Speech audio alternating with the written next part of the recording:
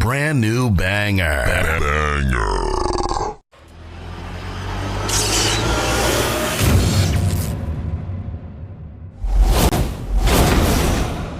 What is your hatred for John Cena? Yo, when Hulk Hogan takes a rock bottom better than you, there's a problem.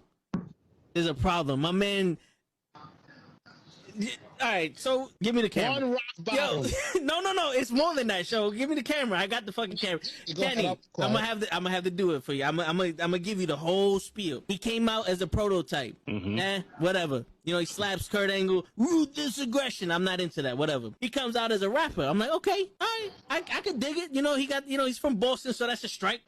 You know, us New Yorkers, we don't fuck with Boston too much, but you know what? I'll look over that. He's doing his thing. Something original. Some I could, you know, there's something different. It's entertaining. Comes around, and my man has a choice between The Big Show, Kane, or Shawn Michaels. And he gives the most pussiest promo I've ever heard in my life. I will never forgive this. And he's on some, well, you know, I don't want to fight The Big Show because, you know, he's a huge guy, and, you know, you got the Big Red Machine who wants to fight him, and Shawn Michaels is a legend.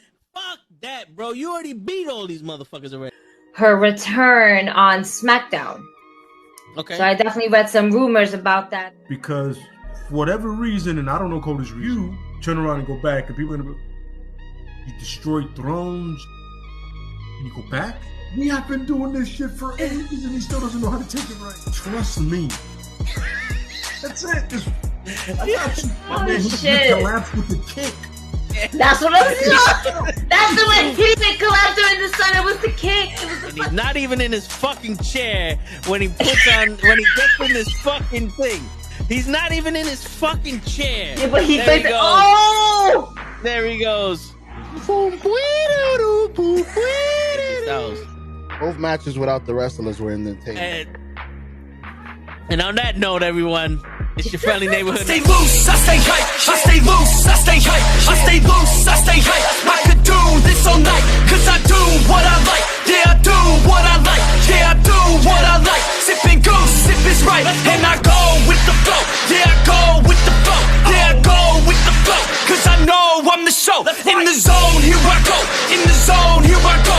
In the zone, here I go. Yeah, they know I'm a pro.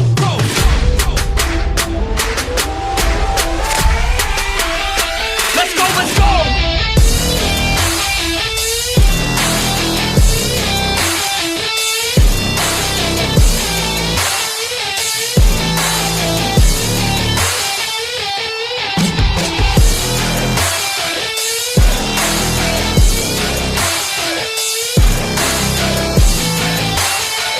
Yeah! Let's go! Here I go, I get lit, I get hype for this shit. That's right.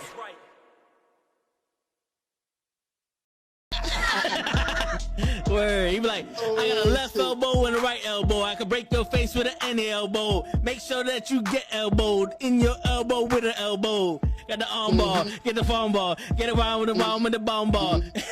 Daddy's gonna take you to Jersey Shore. Fucking Jesus Christ. I knew I changed the fucking name.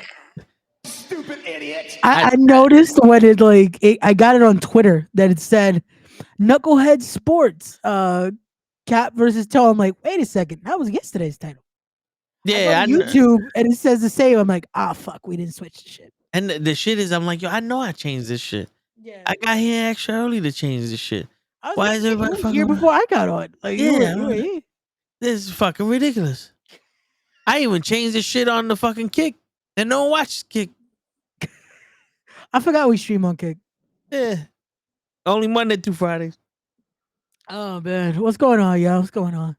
How's everyone doing? We back. It's another edition. Wrestling is a sport. That's right, Mr. Loki. It is. It is. Wrestling is a sport. It is a craft that you should all be respecting. Yes, pun intended. Fuck it. Already, we're not even fucking 20 seconds into this shit, and already Ray is cheap plugging. I got to, because I'm in a good mood today. Mrs. Ray's baby boy. Today was the fucking day. Today is the fucking day. I'm back in the podcast mood. I finally feel like myself. I will not be falling asleep during the podcast today. We'll be here all night. Word. But yeah, I'm in a good mood because you saw my announcement. I finally announced episode 260. We back next week with Respect the Craft, and I'll be joined by the legend himself, independent wrestling legend, professional wrestling legend, tag team veteran himself, Alex Shelley's gonna be in the building. So Right. I can't wait. If y'all haven't already, make sure you hit the subscribe and Respect the Craft as well. And make sure you hit that subscribe on here. Like, comment, share, all that good shit. Because we back wrestling with Knuckleheads, Knucklehead Network. If you guys haven't already, make sure you're checking us out every day of the week. Because Mondays, we're here with the Raw Watch Along. Tuesdays, we're here with comics. Wednesdays is sports. Today is Thursday. So we're here wrestling with Knuckleheads. And then Fridays and or Saturdays, depending on the week, it is the Toe in the Show with Ray.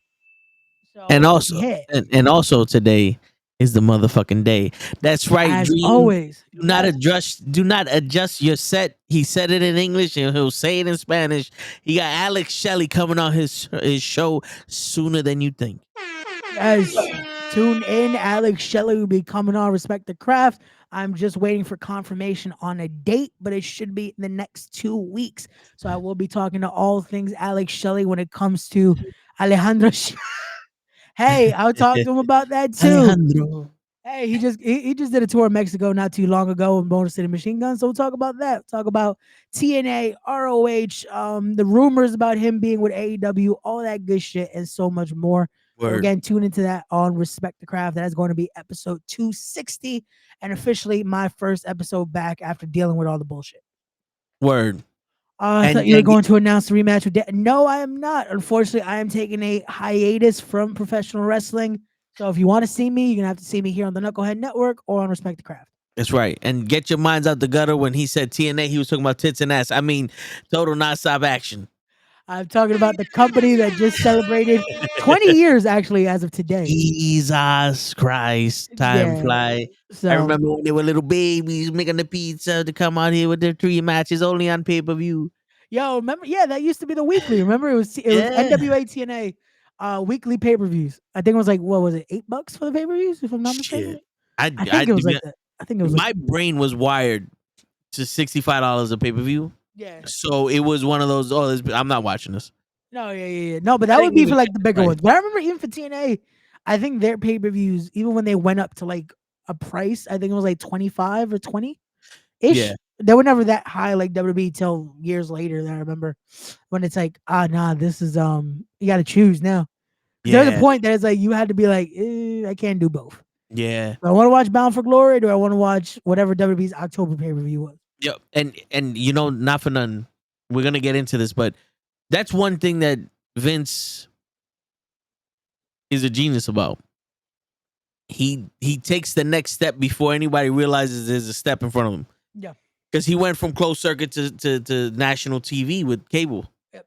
And then he went from cable to streaming. You know what I'm saying? Like he knew to take the risk. He knew eventually if you had to pick a choose, they're gonna stop picking WWE. Yeah. You know what I'm saying? So he said, fuck it. Let's make an app and have our pay-per-views for free. Now you don't have to choose. Yeah. You're giving us money monthly anyway. Yeah. You know? So shit. I just wish they never sold the WWE network. That was perfect. Yeah. No, I agree. That was, to me, it was the best format for having it all on there. It had everything. Yeah. Like, it legit had everything. It had the libraries. It had a way to watch ECW. It had a way to watch WCW. It had a way to watch the classics. Yeah. Like, you had everything so nicely organized that it was like, cool, this is understandable. Because Peacock, it's still not it. Yeah. Like, it's still not it. It's still at a point where it's like, you kind of could see what happened, but it's like, you have to be able to think, what season would that technically be? Like, you have to start fucking thinking about numbers. It's so convoluted, I don't give a shit about it no more. Bro, it's like, at this point, you don't watch anything classic. Yeah. It's just like, tune in to watch whatever pay-per-view's on, and that's about it. Like, and maybe the new shit. If that, yeah. Yeah. And when the documentary's on, that's about it. Word. And Dream Match, not for nothing, he kind of did with the Royal Rumble. Remember, he had the Mil Mascaras was in there. A bunch of legends from Mexico and Japan and all that came in the Royal Rumble. Yep. And that was, again, those were the little tie-ins, but then even Dream said it when he fucking brought ECW over, when no one knew that Vince was investing into ECW to keep it afloat. Yeah. So it's like, hey, we're gonna use some of your guys. We'll bring in Rob. We'll bring in Tommy. We'll bring in that to get that little bump, and we'll give you Jerry Lawler. Shout out to the King, man. But like, what kind of trade is? Yo, we're gonna take your best guys. We're gonna give you Jerry Lawler. But not for nothing though. Jerry was the best man for the job. No, it worked. Don't get me wrong. Yeah. It fucking worked for the time. He- Match went well, but it's like He you couldn't give them anybody else. He showed that he was not right for WWE, Jerry the King Lawler. Yeah. But he was the perfect heel for ECW. Oh yeah, because it was such a it felt like a WWE guy going over, but it's like Jerry could still work. That it's like it worked so well. Like Jerry was still a great wrestler at the time. Like Jerry worked. That it's like it fit. Like man, the fucking feud he had with Brett, Jerry still worked. Yeah. Like people forget Jerry was a great fucking worker. But when it came to the ECW feud, it's like, man, I would have loved if they would have sent some people though. Like think about that. If they would have sent some more people though over. Like imagine if they would have sent Owen.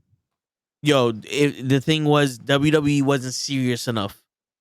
Going into the Attitude Era, if ECW was still that, then you could have sent people like Owen, Steve Blackman, people, those guys. You could have had that going there, and then they could have did some shit. You know what I'm saying? But it's a live and learn process. It worked out for the best. Years later, they did finally pay them back by sending, hey, we're gonna give you Taz to do the send off. We're gonna give you Dudley's back to send off, all that. Like it worked out for the best. And it worked out. It worked out giving us the era that it did. And then just the idea of we don't get to see any of that because again, the Peacock fucking format, it's horrible with that. Word. But it's all good. Word. Yo, listen, Dream. It doesn't take away from that shit, but it's just the foresight to see it. That's all it is. You know what I'm saying? It's like everything else, he's gonna have, he's gonna have his day. But from what we grew up with and all that other shit, it's like, yo, it's not like the man didn't do nothing. It's not like he's Vince Russo. You know what I'm saying? But going on to, because he's only a genius with those decisions, not a genius when it came to the fucking storyline. And if we're gonna get into the storyline like Ray wants to, I'm gonna get into this shit. Yo, I'm pissed off with the Intercontinental title, Dream. And I don't give a fuck what any of you people say. I don't give a shit if you disagree with me. Good for you. Now listen to the truth. Wait, before you go into that, warning: the opinions of Toe are of them with Toe alone.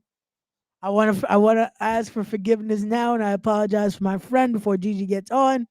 Yeah, but at the same time, depending on what he says, I might not apologize because he might be speaking some facts. But Toe, take it away. So, all right, let's get this shit straight. Yeah. The Intercontinental title was a belt to hold up people's pants for a long fucking time. Yeah. For a long fucking time. And no matter how hard The Miz tried to make it seem like something, he couldn't. Because they treated him like a joke. And they keep treating him like a joke. But he at least spoke about the title meaning something. Yeah, because the Intercontinental title was always supposed to be the workhorse title. Yeah, it was supposed it was the reason you stayed. You bought the ticket for Hogan, and you stayed for Macho Man. Yep. It's, you know what I'm saying? So Gunther wins the Intercontinental Championship. He beats Honky Tonk Man's title run. The legacy of the Honky Tonk Man's title run. They make a joke with Sami Zayn and Chad Gable going into WrestleMania. A fucking joke. And everyone loves it. Because who doesn't like a joke? Right?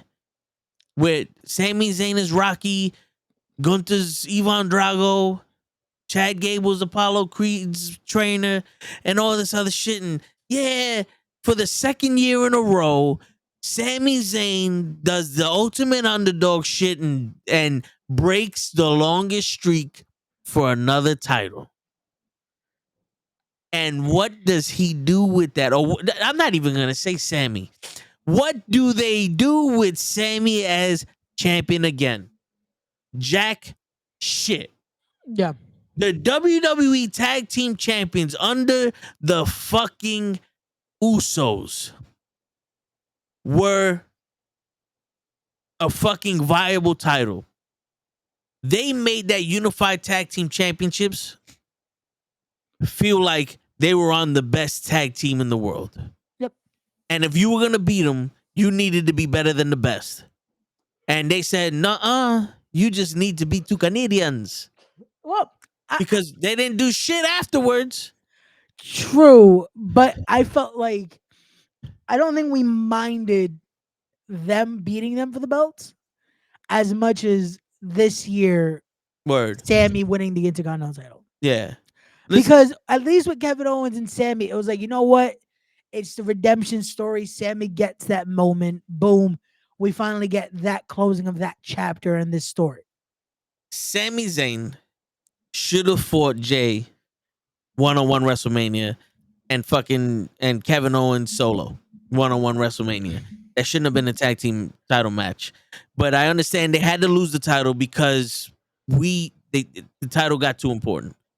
Now, Gunther made the Intercontinental Championship mean something. Yeah, it became the workhorse title again. The Intercontinental title did not make Gunther mean something. Gunther made the Intercontinental title mean something. Oh yeah, he added prestige to it again. Like it needed because it's a title that it should be. That the Intercontinental title, man, when you look at it, the illustrious history of the Intercontinental title and what that workhorse title meant.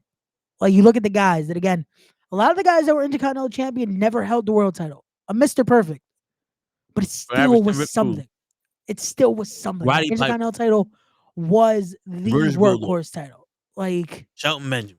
Yeah, man. Look at that. Look at that list right there of all guys that are great fucking performers, great fucking workers.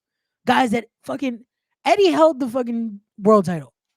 But Eddie's Intercontinental title run, man. Think about that. Think of the matches between Eddie and RVD for that title. Think of the matches between Eddie and Jeff for the title. Jeff and RVD for that title. Like every guy that became something held that title and it meant something. Edge, I know Lay's gonna be mad that I said it, but Edge's Intercontinental title run meant something. Like, bro, Ric Flair's Intercontinental title run meant something. Yeah. Now, here's my issue. Yeah. We want to sit here. Ray has a show. I don't know if he ever mentioned it to y'all, but it's called Respect the Craft. Yes. You're not respecting the craft. When Gunther brings that title out of fucking obscurity, he makes that title. He makes the Intercontinental title something people yearn for, something people work for, and they gave the title to Sami Zayn. And it's not a problem they gave it to Sami Zayn. No, he's a great performer. The problem is Sami Zayn won the Intercontinental title, and now he's in a feud with Chad Gable about freeing Otis and Maxine and Tozawa. You're the Intercontinental fucking champion. Why is that title playing second fiddle to a bunch of fucking valets? Yep. Why is it playing a second fiddle to anyone else? You wasted a perfectly good opportunity to give that shit to Chad Gable. Now look at the fucking flip side of this coin, Ray. Chad Gable's the Intercontinental champion. Sami Zayn helped him out. Chad Gable turns his back on fucking Sami Zayn because now he thinks he's the greatest shit since sliced bread. And now he's trying to corrupt Otis and Maxine and Tozawa. We don't change the story. But Chad Gable's the champion, and Sami Zayn's chasing the champion, and also trying to save these guys. And it works so well. It would have worked so much better because you could even the title more important than the fucking people. Because the thing is, look at this. Because we know where this is going. No matter what, the Creed brothers are going to join Chad Gable, right? That is where this is going. No matter how we look at it. You could have still done it with the Intercontinental title now. Because what you do is you have Chad Gable have his Mania moment. That it's like it's the fucking Philadelphia story. You have the Rocky moment because that's what they wanted, right? They wanted Rocky. You have that, but you have Chad Gable beat Rocky. You have him beat Gunther. You have him end that streak. And it's like, cool, he gets the nice moment. He gets the fucking, he did it. He did it. He finally did it for his kids. He did it for everyone. It's not good enough. No. Chad Gable feels like this should have already been a thing. He didn't really need Sami Zayn's help. No, he didn't need. He thinks it's an asterisk. Yeah, it's one of those where it's like, why couldn't he do it just with Otis and Maxine and Tozawa? They're holding him back. He's the greatest Intercontinental Champion ever. He is the new standard. Sammy's riding on my coattails, trying to get the shine from me. And he starts to be like, you know what? I don't want lackeys. I want a team. I want my own team angle. Introduce Creed Brothers. You have that. You have a new team angle with a dominant Intercontinental Champion, Chad Gable, where he becomes a ruthless collegiate wrestler again. You build that up now because now Sammy's chasing. Sammy's great when he's chasing. That's what people like. They want that underdog story. But you have that where it's like you're building it up where Sammy's coming for the title. The title should be the fixture. It needs to be the main focus. But you're able to also tell the story of trying to protect Otis and Akira Tozawa and Maxine and try to show that Chad Gable, again, this ruthless side, it's the ego trip. Yeah. But you're able to focus on it being an Intercontinental title feud and not the Intercontinental title just being there, you know? Yeah. And Anthony makes a point. He goes, I think for me, the Intercontinental Championship is more of a title that goes well with a heel, and the U.S. title goes better with a babyface. You know, now the reason why that seems to be true is because the Intercontinental title went to the best wrestler in the organization. The United States Championship went to the most popular wrestler in the organization. Why? Because Ric Flair was the best wrestler in WCW and he was the world champion. Dusty Rhodes was the best wrestler in WCW. He was the world champion. Sting, the most popular. He's the United States champion. Yep. No, and it's true. You look at the trajectory. Look at especially during that SmackDown era of the US title until 2006. They wanted to do something with Bobby Lashley. He's not ready for the world title. Give him the US title. Yep. We want to do something with Booker T. We don't see him in the main event picture right now. Give him the US title. Yeah. And they did that, and so on. There was a lot of guys that got great US. John, I know you hate him. John Cena. Which one? The first US title run he got. Thuganomics? When he beat Big Show. Yeah. Yeah, because that was the end of the WWE formatting for the titles.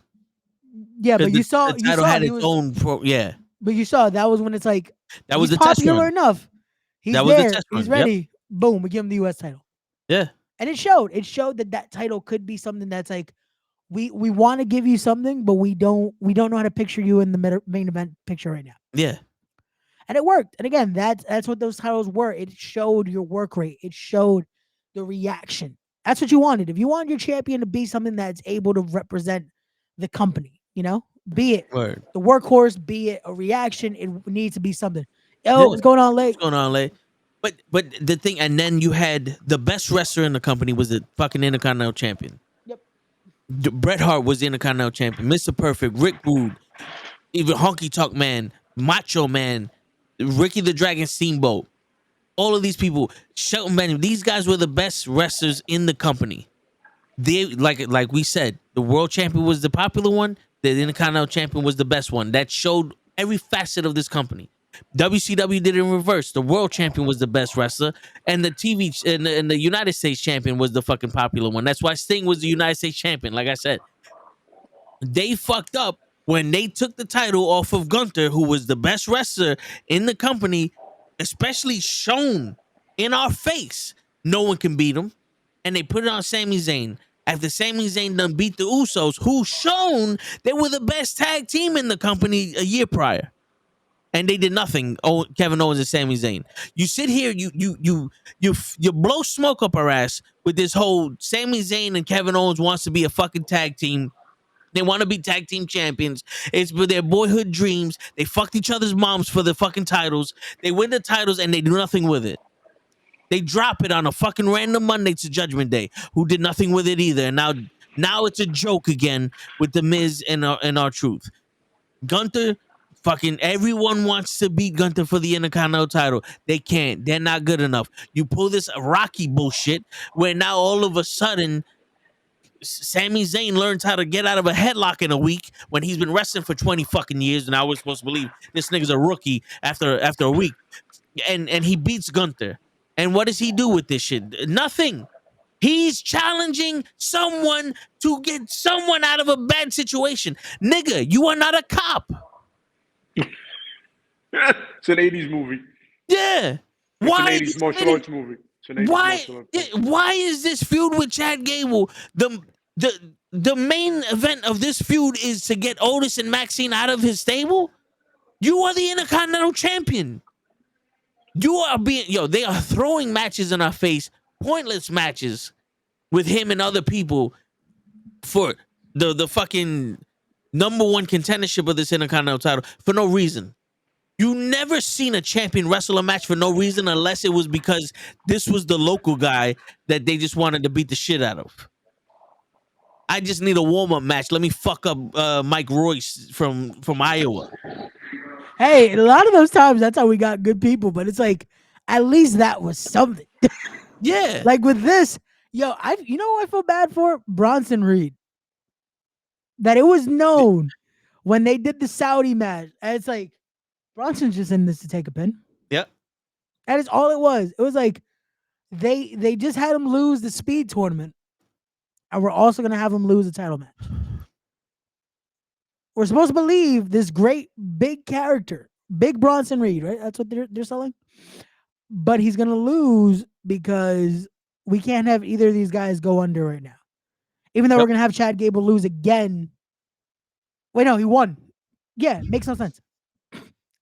Like, where is this going? The fact that this has been such a flip-flop booking when it comes to this. And again, all they had to do was even, okay, if you want to give Sammy the moment, cool. Have Chad then win the title by being a fucking heel. If they wanted to fix it, if they wanted to be like, you know what? We got to give Sammy the moment. Okay, we get it. Give him the moment. But have Chad then become the ruthless heel the night after. Or even the week after. You want to give Sammy at least a week? Cool. But then have Chad snap. I wouldn't even, if you're going to do this with Chad Gable, you're talking about right after WrestleMania, right? Yeah, like when you know how they did the turn? Yeah. Don't do it in just like an after segment. No. Do it where Chad snaps during the match. You know what I would have done? What? I'd have had him win the title and go, yo, Sammy, you owe me a favor. And Sammy's like, I know, you want a title shot. I got you. He goes, no. I helped you win the Intercontinental Champion. You're the Intercontinental Champion. I'm going to let you rock with it. I want a title shot. I want a title of my own. How about you and me team up and we go against the tag team champions? They team up. They lose. Sammy's like, damn, whatever the case may be.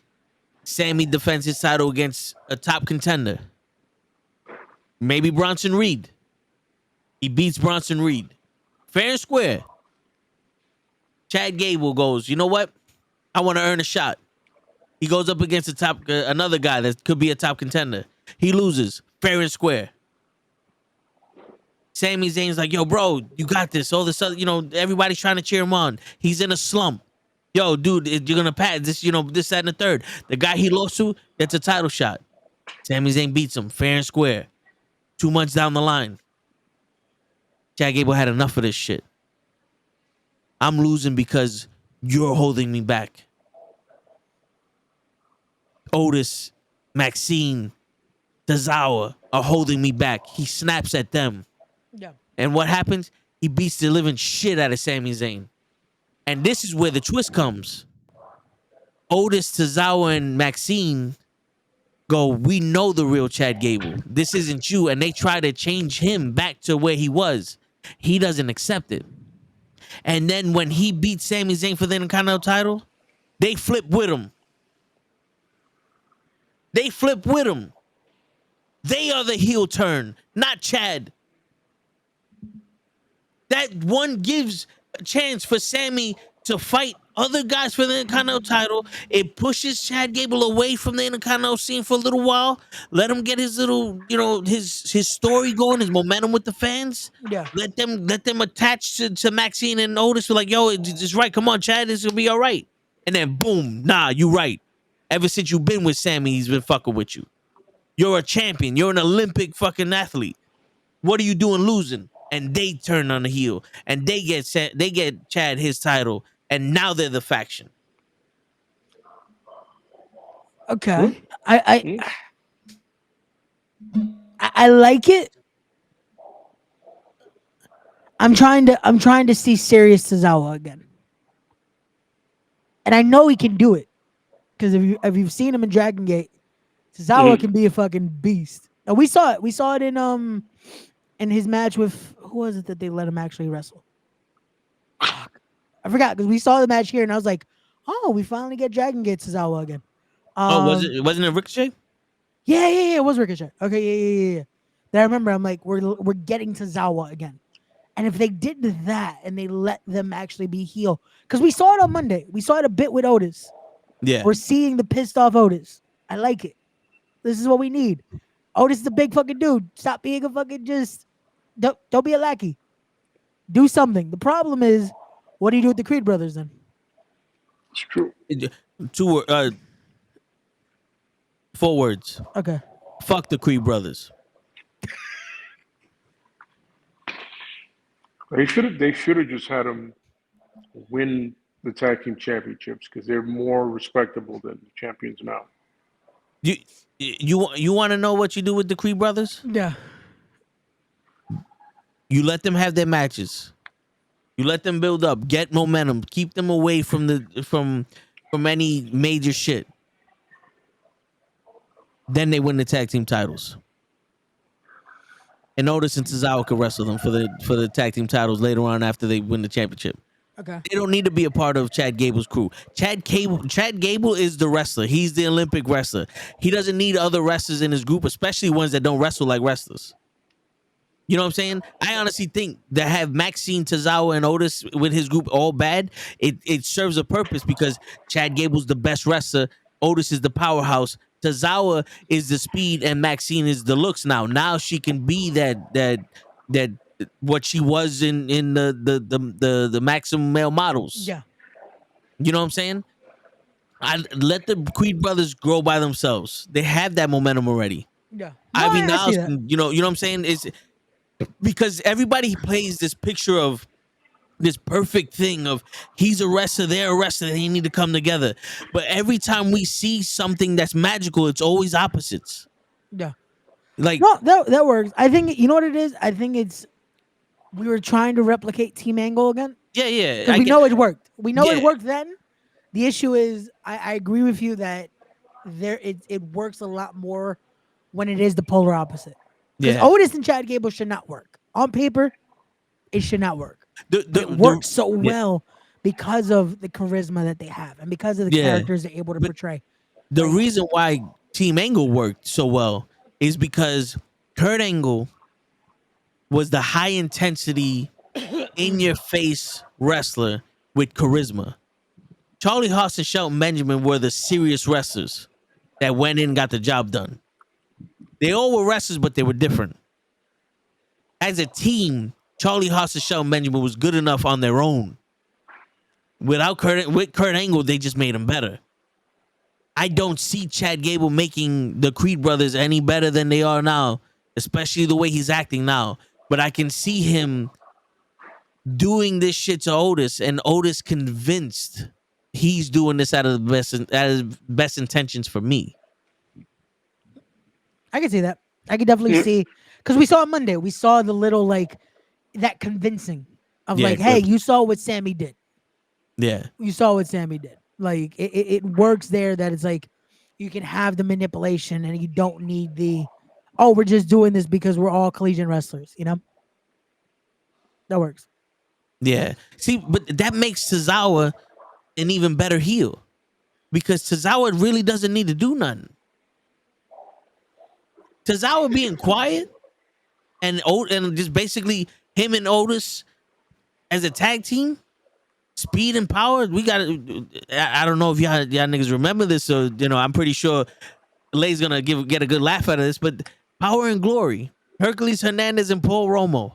Oh my God, Paul Romo. You know what I'm saying? Like the most undeserved horseman ever. Word. Oh my God. Otis is the powerhouse. Tozawa's the speed. We don't have cruiserweights anymore. Tozawa's a wrestler. And with the rest of the people on the roster, Tozawa can start being that fucking sneaky motherfucker. I mean, but they got that speed championship, right? Yeah. Okay, that sounds more like a drug than a section, but okay. Yeah. It's so weird because they're doing that show. They're doing the championship, but they had Andrade wrestle Carl Anderson on that show this week. I'm like, they're not a part of that. What is happening? They made speed just for Ricochet because they're sorry that he had to do all the shit he had to do. Yeah, I got myself a whole little spiel about Braun Breaker and give me Ricochet. 2 seconds, like. Give me 2 seconds, like. No, I'm not gonna get into it now. I'm saying I got something. There you go. I didn't want to interrupt you while you Buddy makes an entrance. Yeah, let's go. Yeah. I'm over here just pissed off about this Intercontinental title. I'm just representing my flag. Hey. Oh yeah, that's Sunday, right? That's this weekend. That's not just Sunday. That's a whole fucking weekend. That's gonna make fucking weekend. It starts tomorrow. Tomorrow's the fucking day. That's right. Today's the fucking day. Tomorrow's the fucking day. It's gonna make traveling for anybody that works that day a pain in the fucking butt. Word. I'm gonna get a drink. I'll be right back. I gotta keep my something sharp that I can stick to the heart. Word. In the words of pun, I gotta keep them sharp on me. Listen, as part of the Puerto Rican weekend, you'll just be part of the rest of the statistics that are out there in the streets. You keep it under your tongue.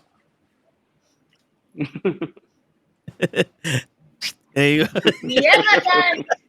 It's my time. But yeah, go ahead, Leigh. I know you was about to start something before. The whole Braun Breaker thing. So Braun Breaker's was he on SmackDown, right? Or Raw? He's on Raw. He's on Raw.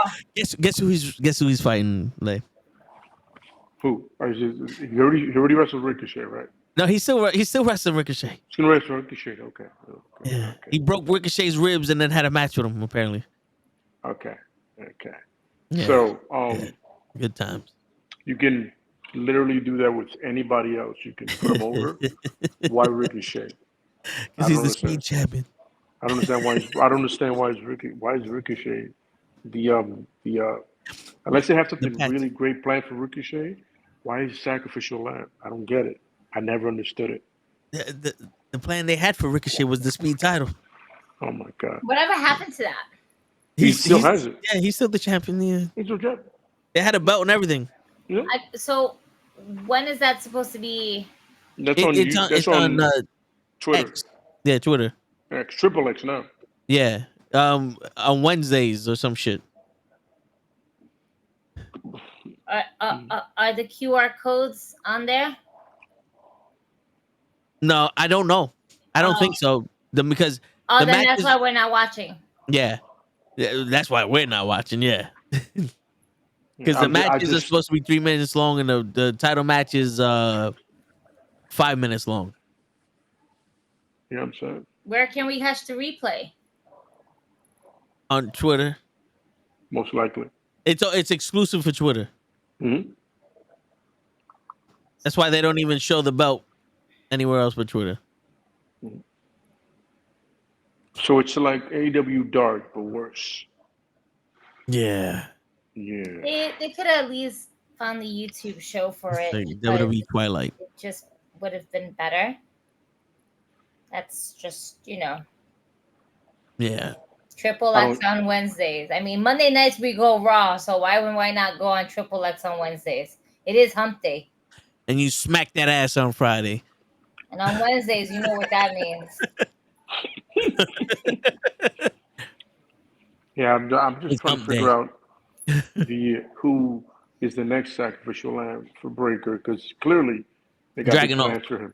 Dragunov. Oh my God.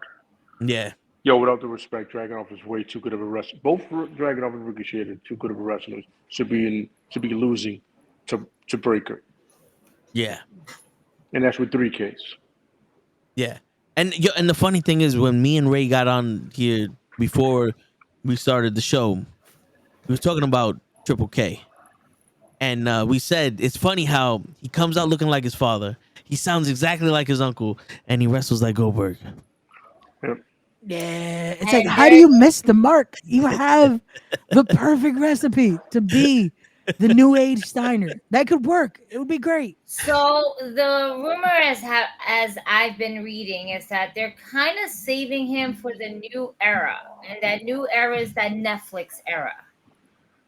So he is impressing peoples in the higher ups. Yeah, like the way he looks. They like the way that he cuts that promo.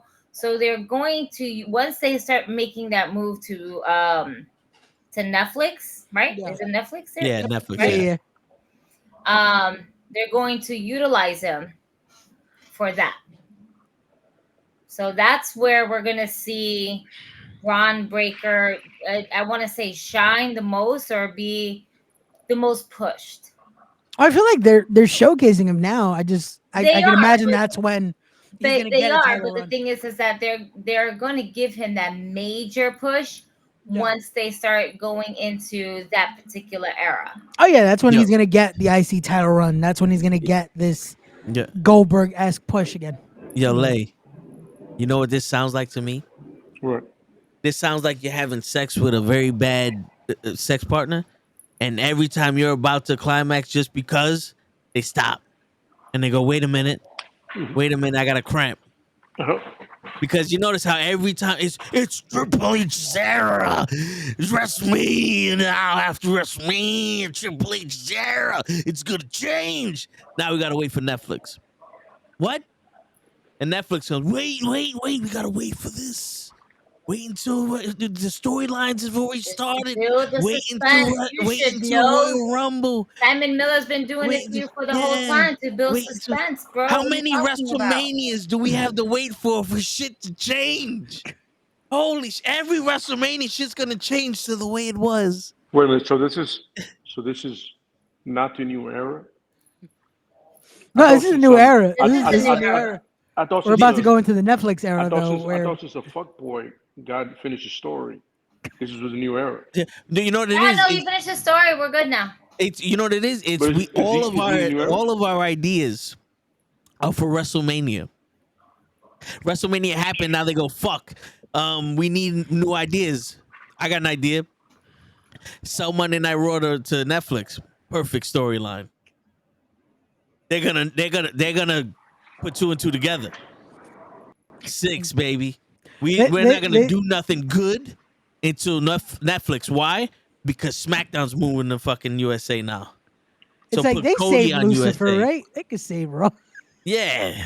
Lucifer did well enough. Yeah. This should work. They said they wanted Raw to be 2 hours again. We could give them less wrestling 2 hours now. No more commercials. Promos. The first hour of Raw is gonna be commercial free, and the second hour of Raw is gonna be nothing but commercials. It's hot in here. Yeah, but you know, I mean, they got all the Cody cunts got everything they wanted. They got their I'm happy with that. I'm okay with that. I don't mind being a Cody cunt. I'll be okay with that. Listen, I wouldn't have mind being a Cody cunt if he beat Seth Rollins for the title and not Roman. That song is still trash. But anyway, you know what's crazy? You know what's crazy, Lay? This is what's crazy. Before you go, did I get one side mad up and the other one like mad? Yeah, I have that same problem. I know you do. Lay, Lay, Lay, this is the crazy shit, Lay. I want to paint this picture for you. We got a guy. His father and his uncle were legends in the wrestling game. He decides to wrestle like another Goldberg. And they're gonna build him up because we need new stars. We need new stars for the future. We need new champions. We need new contenders. We're waiting, but what we have now isn't good enough. What we have now is a Samoan with glasses that gets 20, 30, 40, 50,000 people to yeet on command with Bray Wyatt's fireflies out of nowhere in other countries. He got so much heat on him that we need to fuck that up. So Braun Breaker can be the Netflix guy. White hype. That's the vision. Yep. We needed Walter to make the Intercontinental title great again. So that way a Canadian tries to save a woman and a fat man from the Olympic tyranny. Yep. And we're going to wait until the Olympics to have the Olympic wrestler win the title because it's only been so close. But what are we going to do in the meantime? Have him lose constantly to the champion. So that way when he wins it, we can give a fuck. Absolutely. What's going on, Kenny? Cody Cunt Army. Hey. There you go. Yeah, what's going on, Kenny? By the way, you're absolutely welcome for that. That was straight off the dome. I just realized it because everybody that's been complaining about that are the same people that are talking about we want Roman. Yeah. Consistently. Yeah. A friend of mine I forgot what taping he went to, and he saw people with Cody shirts chanting, "We want Roman." But my man, but your champ is here. Your champion. Your new Cena, as they call him, right? The new Cena? Super Cena. But I don't I'm not calling him that now. I get it, you're not, but I'm saying you asked for this. Now it's here, and now you're missing Thanos. You know why he's a new Cena? You know why he's a new Cena? Because he said he was a good wrestler, and we still haven't seen that yet. I have yet to see it. Can't see that. We haven't seen it. Yeah, I have. Listen. I'm gonna make something very simple. He has wrestled way better competition than he is. AJ clearly is a better wrestler than he is. I mean, I don't think I have to repeat that to anybody. I don't think anybody's surprised right here, right? Oh, well. Okay. Just making sure. I thought I was bugging. You know what I'm saying? All I'm saying is that you asked for it, you got it, and now nobody cares. Yeah. Not even Cody. Not even Cody gives a shit he's the champion. And then what do you do to him? You give him AJ. Problem. I get that. AJ, I respect that. That's cool. Even though people want AJ to win. Yeah. You give him Logan douchebag. They're great wrestler, a great athlete. And they promised it was gonna be title versus title. They didn't even have the balls to just have a no contest. My daddy was a United States champion too. I'm sorry, I'm listening to y'all, but I'm also catching up on the group chat as well. No, handle your business. I didn't even watch Dynamite all the way yesterday. Oh, you didn't miss nothing. I saw Dynamite today and I said, wow, I wasted an hour and 39 minutes of my life. I think I shut it off because I just finished eating dinner during the Toni Storm match, but she didn't even have a match. She was commentating. It was the Mariah match with Mariah May, acting like Toni Storm from The Outcast. Yeah. And a flat-chested woman put an Asian and Toni Storm on her tits. And they're like, I'm sitting here like, why she's is not this? Asian, she's Japanese. Isn't she? Are you talking about that one? What Asian chick? Yeah. The Japanese are not Asian? I was going to say, that still counts as Asian. No, but like... But specifically, yeah, she's Japanese. Right. Okay, well, but that's still counts. So would be like some Asian bitch, and I'm like, he probably thinks that homegirl's doing nails or something like that. No, she's cooking food. She got the pork fly lice. The champagne drinking one. Yeah. The one that Toni Storm's gonna defend the title against, right? They found they found 2 Japanese women, and one of them's going defending her strong title against Mercedes, and the other one's got a title shot for Tony Storm, right? Yo, just stop talking. Is that not what happened in Forbidden Door? No, yeah, that's what happened. I'm just I was about to say. I'm just trying to process the last like 2 minutes of what just happened. That's why I said for him to stop talking. Like, now it's 2 me's. Cool. Like, so no, I'm just kind of like catching up. Penta, his contract is ending. Yes. But I don't want WWE to have him. So what happened last time? Oh man. Anytime they get a legit luchador, that shit goes left. So stop doing it. Especially when you try to make everybody the next Rey Mysterio. Instead of just making them the first whoever. Or pairing them up with Rey Mysterio. Yeah. It was like, yo, the only Mexican they know is Rey Mysterio. Am I missing something with that? Like, apparently I read somewhere that Andrade isn't happy right now. Again. Yeah, because they brought him back. They built it like it was about to be a big deal. Mm-hmm. They mixed him up into, if you're Latino, you're in this feud. And now he's got nothing. Like I said, they had him on speed this week, wrestling Carl Anderson for some reason. Carl Anderson? Yes. Oh, that's right. I keep thinking of CW Anderson for some reason when you say CW. I'm sorry, man. But shout out to CW Anderson. Then. Yeah. Team Horseman. CW Anderson. The ECW Anderson with a great spine buster, by the way. Yes. Great wrestler. Yes. Yeah. Shout out to CW Anderson. Truth out there. So they did nothing with that so far. But it's a new era. I still want to know what did I say that made Ray laugh about 2 Asian women. No. What it was is that Gigi's whole completely ignoring the fact that Japanese are still Asians. It was like that moment of just like, done. I was like, wait a second. I said, time out. I was like, hold up, back up my what is it called? My global class. I apologize. Going back to my fucking history. I'm like, yo, wait. I didn't know that. I was like, wait a minute. So hold up, back me up. But I remember. They're all part of the same. Yeah, pretty much. It's like when you say Hispanics or Latinos, we're all group do the same thing. Yeah. I was like, wait, did I miss something? Philippines, Mongolians, all the same thing. All the same thing. I was like, wait, I'm missing something?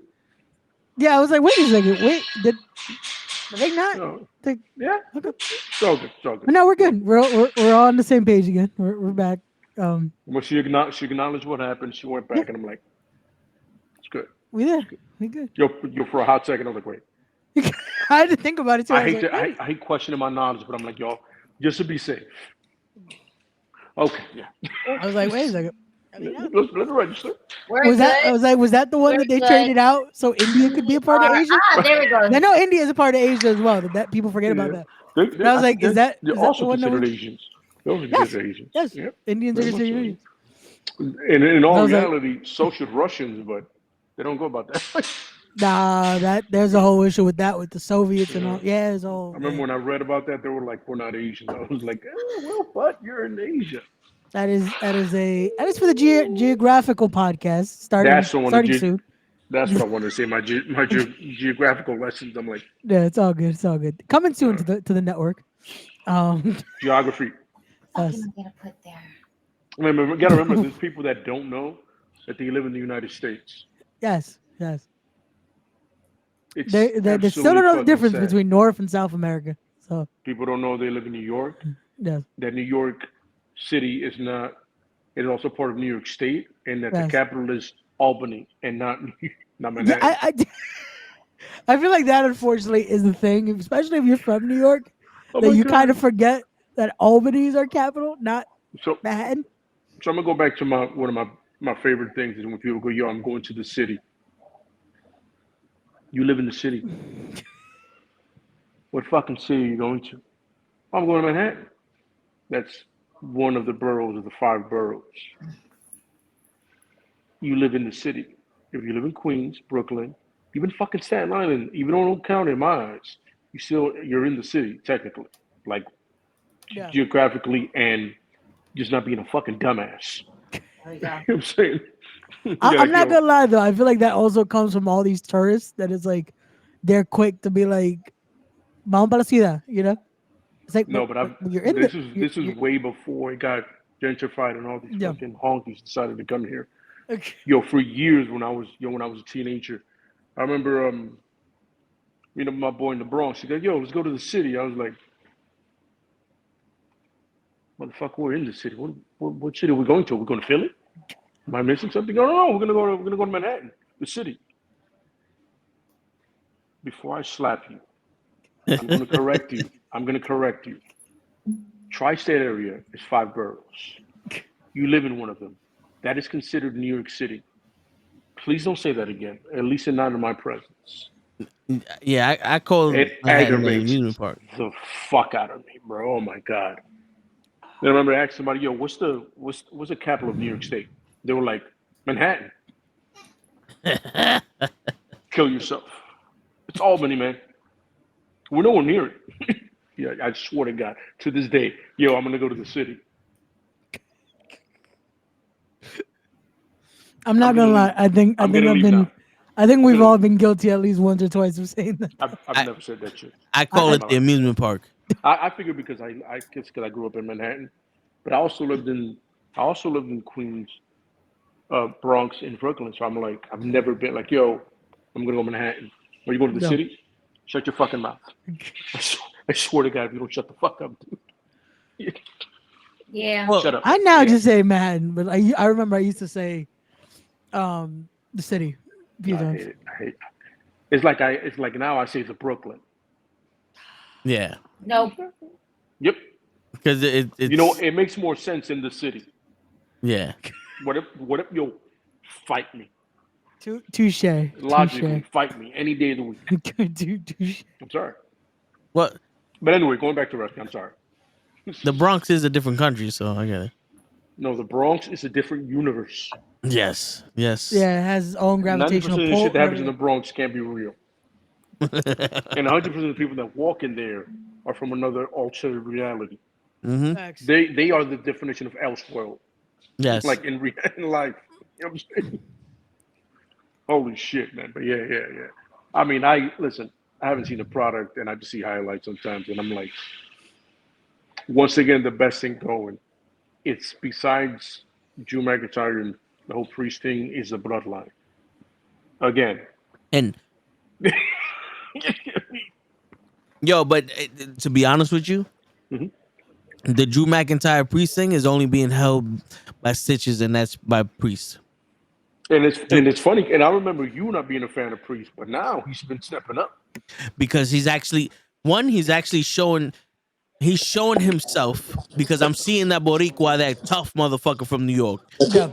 But the problem I'm having with Priest is it seems like for him to rise, the Judgment Day needs to drop. Yeah, and that's what we're talking about. That shouldn't be by proxy. Remember on Monday, that was our big thing. That's like by proxy, it shouldn't be because they're no longer at a peak. Now it looks like Damian is there. Because Damian should be over, man. Like he's a great fucking champ. We're gonna see him this weekend. Like he's being showcased in the parade. He's one of the padrinos of the parade this weekend. So I don't know, man. Yeah, it's because if you think about it, Drew McIntyre is take out CM Punk, put in Damian Priest, and just say what we told you to say. Yeah, it's the same thing he said to Seth Rollins, to CM Punk, now to Damian Priest. And I'm sitting here and I'm going, My I bad. don't want to hear this shit every week. Just you saying it to a new face, and every time he says something to Priest just makes him look stupid. Absolutely. And that's what's making it hold on. Because now I want to see Priest be that fucking guy from New York that we know he would be, because he's a fucking giant amongst us in New York. And you know those tall motherfuckers think they hot shit. You know what I'm saying? And he got the title. The only problem is JD McDonough and Dominic, I can understand them being the fools of the group. Finn Balor should not be losing any status because Damian Priest is champion. Agreed. And that's my downfall of this run with Damian Priest. Because it's not like he's treating them bad. They are legitimately failing, and they're making them fail, and Priest is now rising. You know what I'm saying? It's like, come on, man. That's a cop-out to make Priest look better. I mean, if you think about it, the Balor apparently just signed a new contract, right? Like an extension or whatever, like it's big money.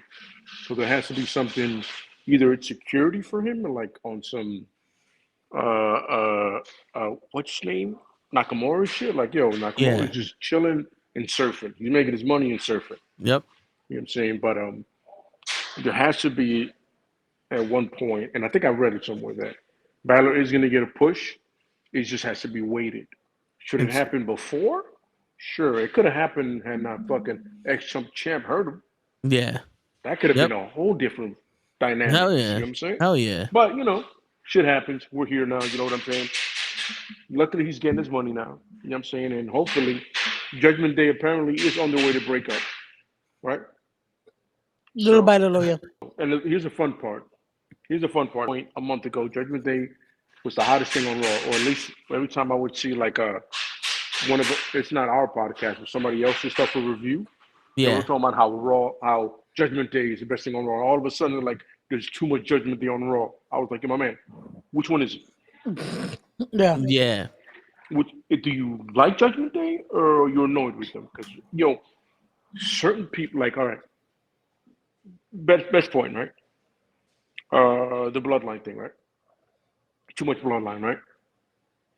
All of a sudden, not enough bloodline. Then too much bloodline. Wrestling fans nowadays are so fucking fickle that it annoys me. Yeah. Yo, every 3 seconds, that's too much. That's not enough. Oh, I don't want to see that anymore. Turn off. The beautiful thing about nowadays is that you can select what you watch. You can literally filter whatever you want to watch. Yeah. It's a beautiful thing about it. You don't I don't watch Raw because I choose not to. That's it. Yeah. I catch highlights at best. I watch MLW, I've watched New Japan, I've watched AEW, you know what I'm saying? Shit, I watched TNA one day, I caught it. I finally found the channel where I'm in my crib. On TV, I finally found it. Shit, okay. That shit was by accident. My daughter took the control, started going up and down. I was like, oh shit, look, there it is right there, TNA.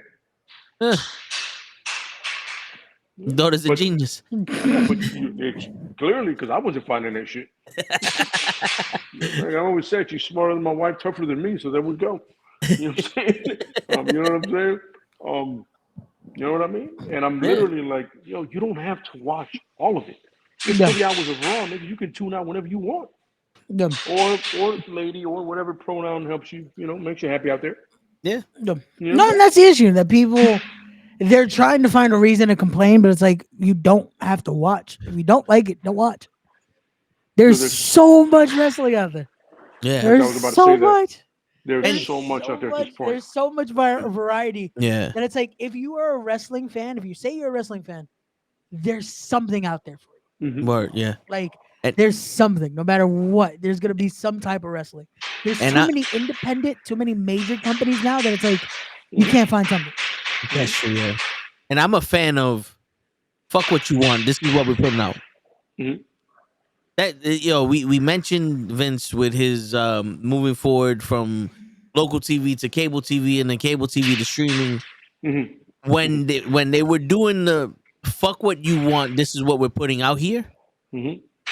It was better to watch because they had a cohesive plan. Yeah. When they start doing they don't like this, let's pivot. That's when everything becomes so convoluted and it makes no sense now. Absolutely. You know, like like I said, they lucked out with The Rock and Cody shit. They lucked out with that. I guarantee you, if they still would have been like, Rock had nothing to do. yeah, if they still would have been like, well, fuck what you want, we're gonna have The Rock versus Roman. People would have still, the same amount of people would have still tuned in for The Rock versus Roman because that feud would have been crazy. Of course it would have. They just wanted a fucking bitch. They wanted yeah. They want to do the Daniel Bryan thing, but just not in the most creative and best way. Yeah, and they think that they have a fucking voice. And it's like, oh, he has to beat Roman. Why? What did it do? Yeah, he beat him. That's what happened now. And the thing is this, they fucked up him beating Roman also. Yeah, it's a cool story that The Undertaker, John Cena, who else fucking came out? Someone else helped them come out. Seth Rollins did this and this one did that, and it was an awesome ending. But he didn't go into the Hall of Fame on Monday Night Raw for beating Roman Reigns. He wasn't anointed the king of the universe. He beat Roman Reigns. He's the champion, and they did shit with him. So far, they haven't done anything. They gave him the ball, and he stood there asking where to go. Hey, yo, like that said, I sent that thing so many times. Like, yo, listen, y'all think it's gonna be greener on the other side when I bounce. But who are you guys yelling at? I remember when Solo said, "Oh, now you cheer for him." Right now, right? Yeah. There's all these people online talking about, "Oh my God, it's boring championship." Ain't nothing boring about it. That storyline was fucking crack, son. Yeah. Now your boy finished his story. Yep. Ooh. And that story could have been finished with Seth Rollins. It should have been finished with Seth Rollins, to be real with you. Yeah. Yo, and the crazy shit is I love the potential that they had with Solo and Tama Tonga and NuKKle. I don't know how to pronounce that name. It's funny because you just named the youngest brother out of all three of them.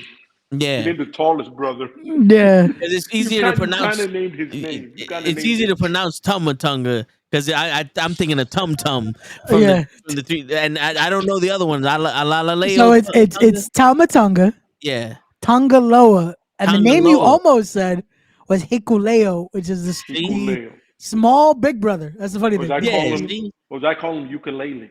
Yeah, see?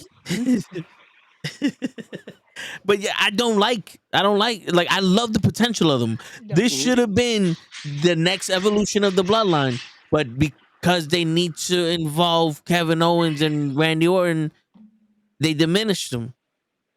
They're losing. You're not supposed to lose. The NWO didn't lose. Evolution didn't lose. DX didn't lose. You don't lose in the beginning. No, wait, no. The NWO definitely got some losses. No, they just kept jumping, motherfuckers. Not when it was important. True, but it's like they still lost. They lost a lot of matches. No. You know when they lost? In the beginning? When they had 3,685 members. Hold up, Ray. In the beginning, when it was the Outsiders versus Sting, Luger, and Macho Man, they beat them. True. Oh no, yeah. At the prevalent stage of the NWO. When the Outsiders fought the tag team champions, they beat them. When Hogan was fighting for the title as the NWO, he beat them. They won. Oh yeah, but that's the thing. You're saying the A squad. We're at the point where, unfortunately for the bloodline, we're at that next. We're at the point where they're now adding six. But now what you're saying is. But what you're saying is you bring in the Godzillas the gorillas of Destiny. The Godzillas of Destiny is signed to Diamond Wrestling. No, yeah. You know what it is? Because I know they spell out God. Yeah. So I just said God, and then it was like gorilla and God, so I could put Godzilla. It fucked me up. Stop. You're just being racist because they were in Japan. You're being racist. Listen, if they were in Africa, I'd have said King Kong. But Wow. The gorillas. Remember the statement I said earlier, apologizing for Toe? This is what I was apologizing for. Listen, baby, we're not done with the 90s here. But you bring in the Gorillas of Destiny, Yes. and Solo. Yes. They need to look dominant, at least now. Yeah. No, they definitely do, and I think the They King of can't the have Ring. this They convenient booked dominance. themselves. They booked themselves in a corner with the King of the Ring, because we knew Tama wasn't winning the whole thing, so why bother put him in the finals? But it was the issue of now you need to pivot where they can be dominant again. How we doing, man? Where now it makes sense to have. What are they going to do with Jacob? What are they going to do with the Usos side of things? Like they have to work around that. They have to pivot that. Hey, yo. What is this? Say, hey now. He's private security, so we got to show off his I private don't part. need to see his privates. Yo, like we said before, you can always turn something off. You can turn your camera off. Yeah, Lade. It's funny how you tell her to turn something off when you're trying to turn us on. I hate y'all niggas.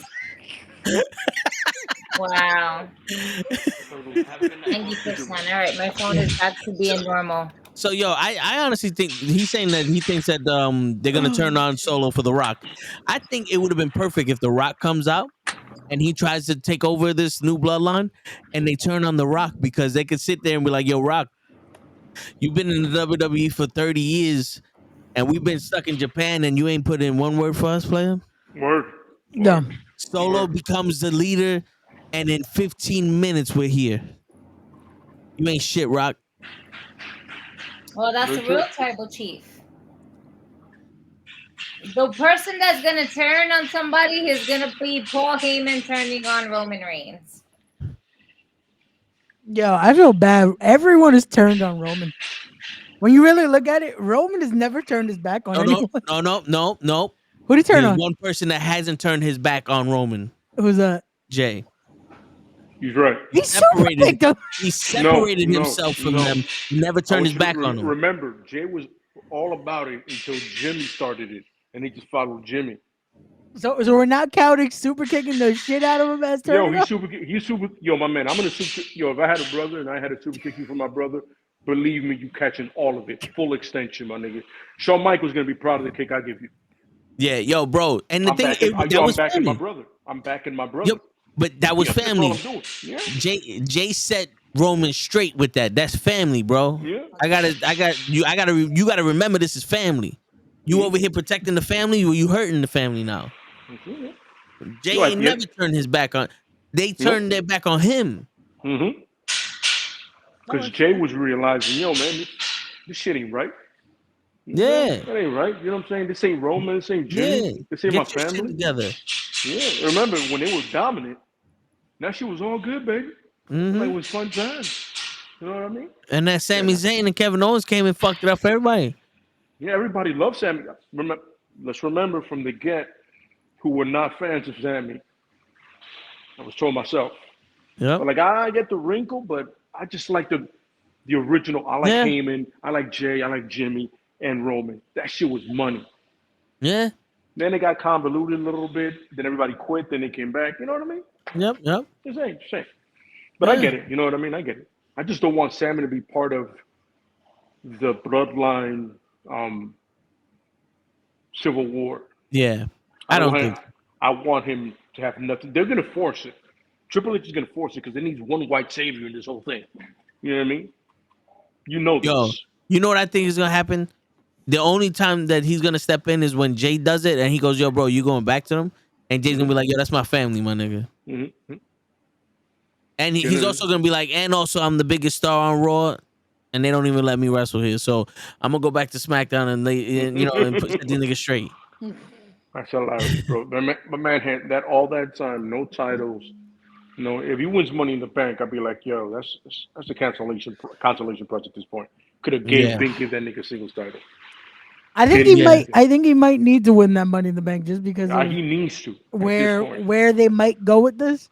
He needs to. Yeah, because they're probably gonna give it to Chad Gable, so that way he can sneak a win on Sami Zayn at any time. To catch that shit on the secondary title would be the dumbest thing ever. Remember how that shit worked for Austin Theory? Yeah, let's not do that again. Yo, you want to talk about somebody who was murdered, shot, and killed? Fucking Austin Theory, bro. Yeah. I don't even know what they're doing with him now. He did it. He's tag team champions. Yeah, but did you see the shit that they did on SmackDown? Yo, I found that shit out. I found that out this week. That they tag team champions? No, yeah. Well, they won at WrestleMania. Yeah, that they have those beautiful titles. Yeah. On those two fucking jabronis. But you know what they did on SmackDown? What? Ready Player One was talking shit to the announcer. Who was he talking shit to? Michael Cole? Was it Corey Graves? Oh, Corey Graves. Saying he wasn't nothing when he was with Gargano, and and I brought him back to some shit. Like he wasn't with him, he wasn't shit with him, and he wasn't shit then. And if it wasn't for me, he wouldn't be shit. And Austin Theory goes, "Why'd you say that? Why'd you say that?" And then fucking Tommaso Ciampa rolled him up, the deadliest finishing move in the world. He rolled him up and pinned him. So now the tag team champions that won the title at WrestleMania, that never defended the titles, are now squabbling so they could bring them back to Sammy Gargano because he needs to be in the way. Because God forbid someone has their own goddamn character on this fucking show. God for fucking bid. You notice half of this show has been people want this person to team up with that person and that person to team up with this person. And ain't not one motherfucker that could be independent. Ricochet's the only one that's on his own because he's being served up on a fucking silver platter to everybody. Yes, sir.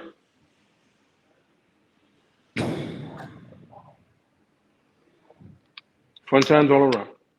I'm listening, but I'm also like looking at the rearrangement that I've done lately to my room. So I'm just over here admiring my own work while you rant on. I was wondering because I'm like, you're looking up and it feels like you're looking at either us or something in the room. That I'm like, I took it as Jesus. Tell this man to shut the fuck up for 2 seconds. That was indeed a good close second, though. I'm like, I'm gonna just let this nigga rant. Like, man, I had no marijuana in my system. I took a sip out of the JMO. I didn't feel like dirtying any cups. I've been on that rage lately. I just don't feel like dirtying any cups.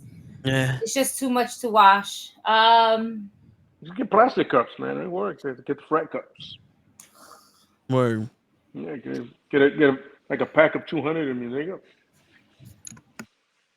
Word. Oh yeah. Yo, sometimes you gotta, Gigi, sometimes you gotta let your husband rant, man. It's just the way it works. She's too busy talking to the little one. Sometimes you gotta let your husband rant. Yo, whoever, I forgot who was it that said it, but it's their fault. Don't ever get mad at me. Shout out to Aaron Ash for saying that is going to be. That needs to be a new Knucklehead shirt coming soon. Yep. Oh, sit back there. People gonna start believing it like kayfabe story. Yo, fact. We're gonna get a PO box eventually if you guys want to send any post wedding gifts because unfortunately we didn't invite as your husband. Oh man, but I guess to semi get back on track on this, I do think Jay's gonna win the Money in the Bank though. The only issue is that this is why I also said I think Drew's winning the title at Clash at the Castle. I think Jay cashes in on Drew. Thanks to Punk again. Yeah, Drew's not keeping this title for long. Because we need a reason for Drew. Damon's gonna have the title for like what, 60 some odd days? Unfortunately. That's bullshit, bro. Yeah, I think that's where we're going with that. Keep disrespecting your Puerto Ricans, man. These guys, you know what it is in the WWE? They keep fucking up by forgetting history. And they're doing the same shit they did last year, this year. And then someone's like, yo, you did that last year with Roman. Fuck. All right, how can we get out of this? What's the dumbest thing we can do? Have Jay win the Money in the Bank and then just have him cash it in on Drew. Yeah. Didn't we do that at WrestleMania? They don't wait. Have Jay win the Money in the Bank. Have R-Truth steal it, and then have R-Truth cash it in on the tag team titles. He's already tag team champion. And that way the Judgment Day will be tag team thing. He's gonna cash it in on himself. Him and Carlito will be the tag team champions for the Judgment Day. He's gonna pull a Cody Rhodes, be like, just switch tag team partners, but still be tag team champions. Yep. Oh, but because my thought process was, you do that, you have Jay win the title, but unfortunately, Jay then loses it to Gunther at SummerSlam. Because that's where you start introducing. Yeah. Because that's where you introduce the Samoan to Gunther. Unfortunately, I love Gunther, but people have a fucking fetish for this nigga. I love Gunther too. I want Gunther to win everything, but not against Jay Uso. Let that nigga win. Unfortunately, that's a W. First and foremost, I don't want him to have a failed cash in. He can't. No, he wins the title. He wins the title. He's losing the title though at SummerSlam. So here's the thing. No, I don't want him to win the title against fucking Damian Priest. No, he's winning it from Drew. Oh, you missed the whole story. Yeah. I just Priest loses it to Drew, No, and then Jay cashes it on Drew. No. And then Jay loses it to Gunther. So Jesus, this is the booking. And then once Gunther wins the championship, the next month Seth Rollins comes back, gets an impromptu title match, and he's the fucking champion now. Oh no! Now you just ruined the idea. Story, Ray. Finish the story. Y'all just taking my fucking champion, the guy. But finish the story, Ray. I finished it with Gunther. That's all we needed. No, Seth got a story now too. No, we don't need Seth in the story right now. Gunther, it ends with Gunther. Gunther has a nice reign afterward. Because then at SummerSlam, you have that. You have Gunther versus Jay. Jay, unfortunately, because of the Tongans and Solo, loses the title. You also, on that same card, do Drew versus Punk, and you do Damian versus Finn. So you have 3 SummerSlam matches out of that angle right there. Damian versus Finn for the title sounds like a gold mine. No, Damian versus Finn just in general. No title. We don't need that. It's the title. The title has to be there. It's not going to. He's losing it at Clash of the Castle. They're not going to have Drew lose twice in his hometown. Why not? You're going to go all the way to the Hydro and not have Drew win the title? Yeah. Remember, they have that whole the hometown guy never wins at home. They love doing that shit. I mean, that was a Vince thing, but they love doing that shit. No, I think especially with the Mania moment, this is a little, hey, we're sorry about that. Here you go. You knew Here's a little tower. My champion for dry ass Drew McIntyre when Damian Priest has been cooking this nigga week in and week out on the promos, okay? Drew McIntyre got CM Punk over, the promos. But Damian Priest got over fucking Drew McIntyre with his promo. No. I will not vote against my body. My body will prevail. And if he loses it, it's because of people like Finn Balor who wants to be a fucking cunt. This is what you do. Drew loses at Clash of the Castle. He wins the Money in the Bank match. SummerSlam, he cashes it in on Cody. And then it could be Walter versus Drew. I got no problem with Walter versus Drew. Yeah. Sign me up.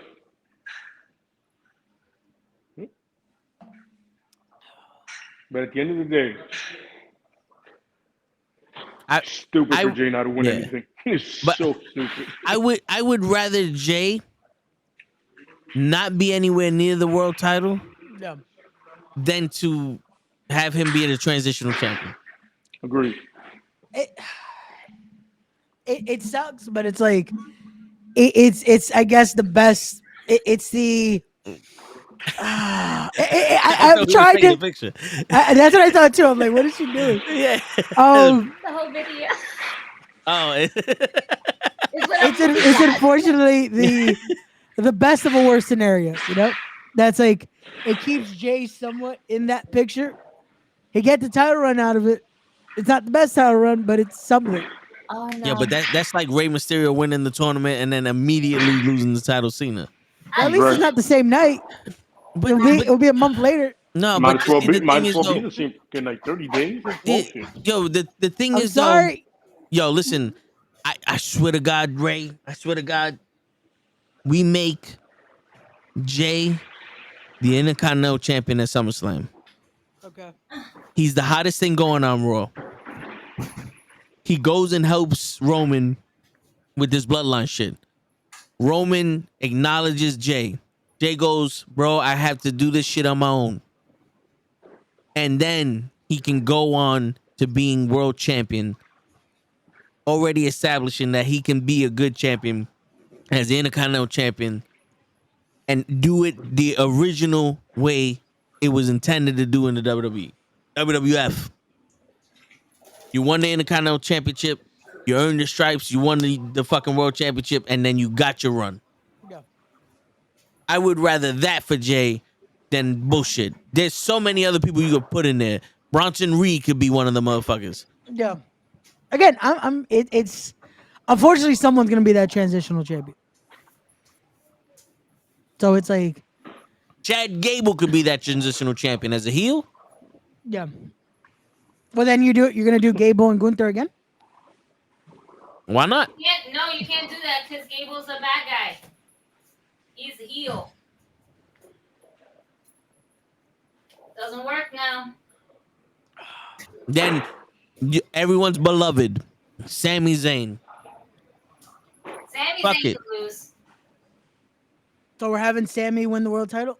Yeah. And lose it to Gunther. The record beater. That's what we're gonna call him. Once you have a record, he beats you for the title. Okay. Or he makes a new record now. The Yeah. shortest title reign of Drew McIntyre. Word. Again. Yep. That's it. There's so many other people you could put there. Dumb. Shit, get that shit to Ricochet. Let him win that shit on a fucking fluke. You can't Don't do do that. that. That's worse than Jay having the transitional reign. Not for agree. Ricochet when I he's agree. getting his ass kicked by Logan Paul and fucking Braun Breaker every goddamn week. Still. Yeah, that it's Logan not- Paul it's thing. not- How did that work out? Remember that? Yeah, it brought gonna ice elevate to him. him. Yeah, remember that? Elevate him. Remember those It's gonna elevate excuses, him. Slay? Yeah, I remember that. It's He's gonna bring elevate ice him. to the United States Championship. Oh shit! I gotta put that one up. I'm listening. Remember that one, Lay? Oh, I do. I remember a Yeah, lot that- of people talking about he's gonna elevate him. Ain't Yeah. shit happened. He couldn't even Elevated a bunch of elevate Cody. bullshit. Yeah. Whatever. Just saying. I got nothing. Listen, man, this is There's why nothing- write the check, but WWE. there's You nothing. fucked up. There's nothing to be had. I just told myself I've been saying facts since the bloodline shit started. No one's listening. No one. The Logan douchebag thing came in. No one's listening. You got your Cody cunts in the way. Nobody's listening. And all of it is literally playing into our hands. Mm-hmm. We called it all. Yep. Where have we been wrong? That's good.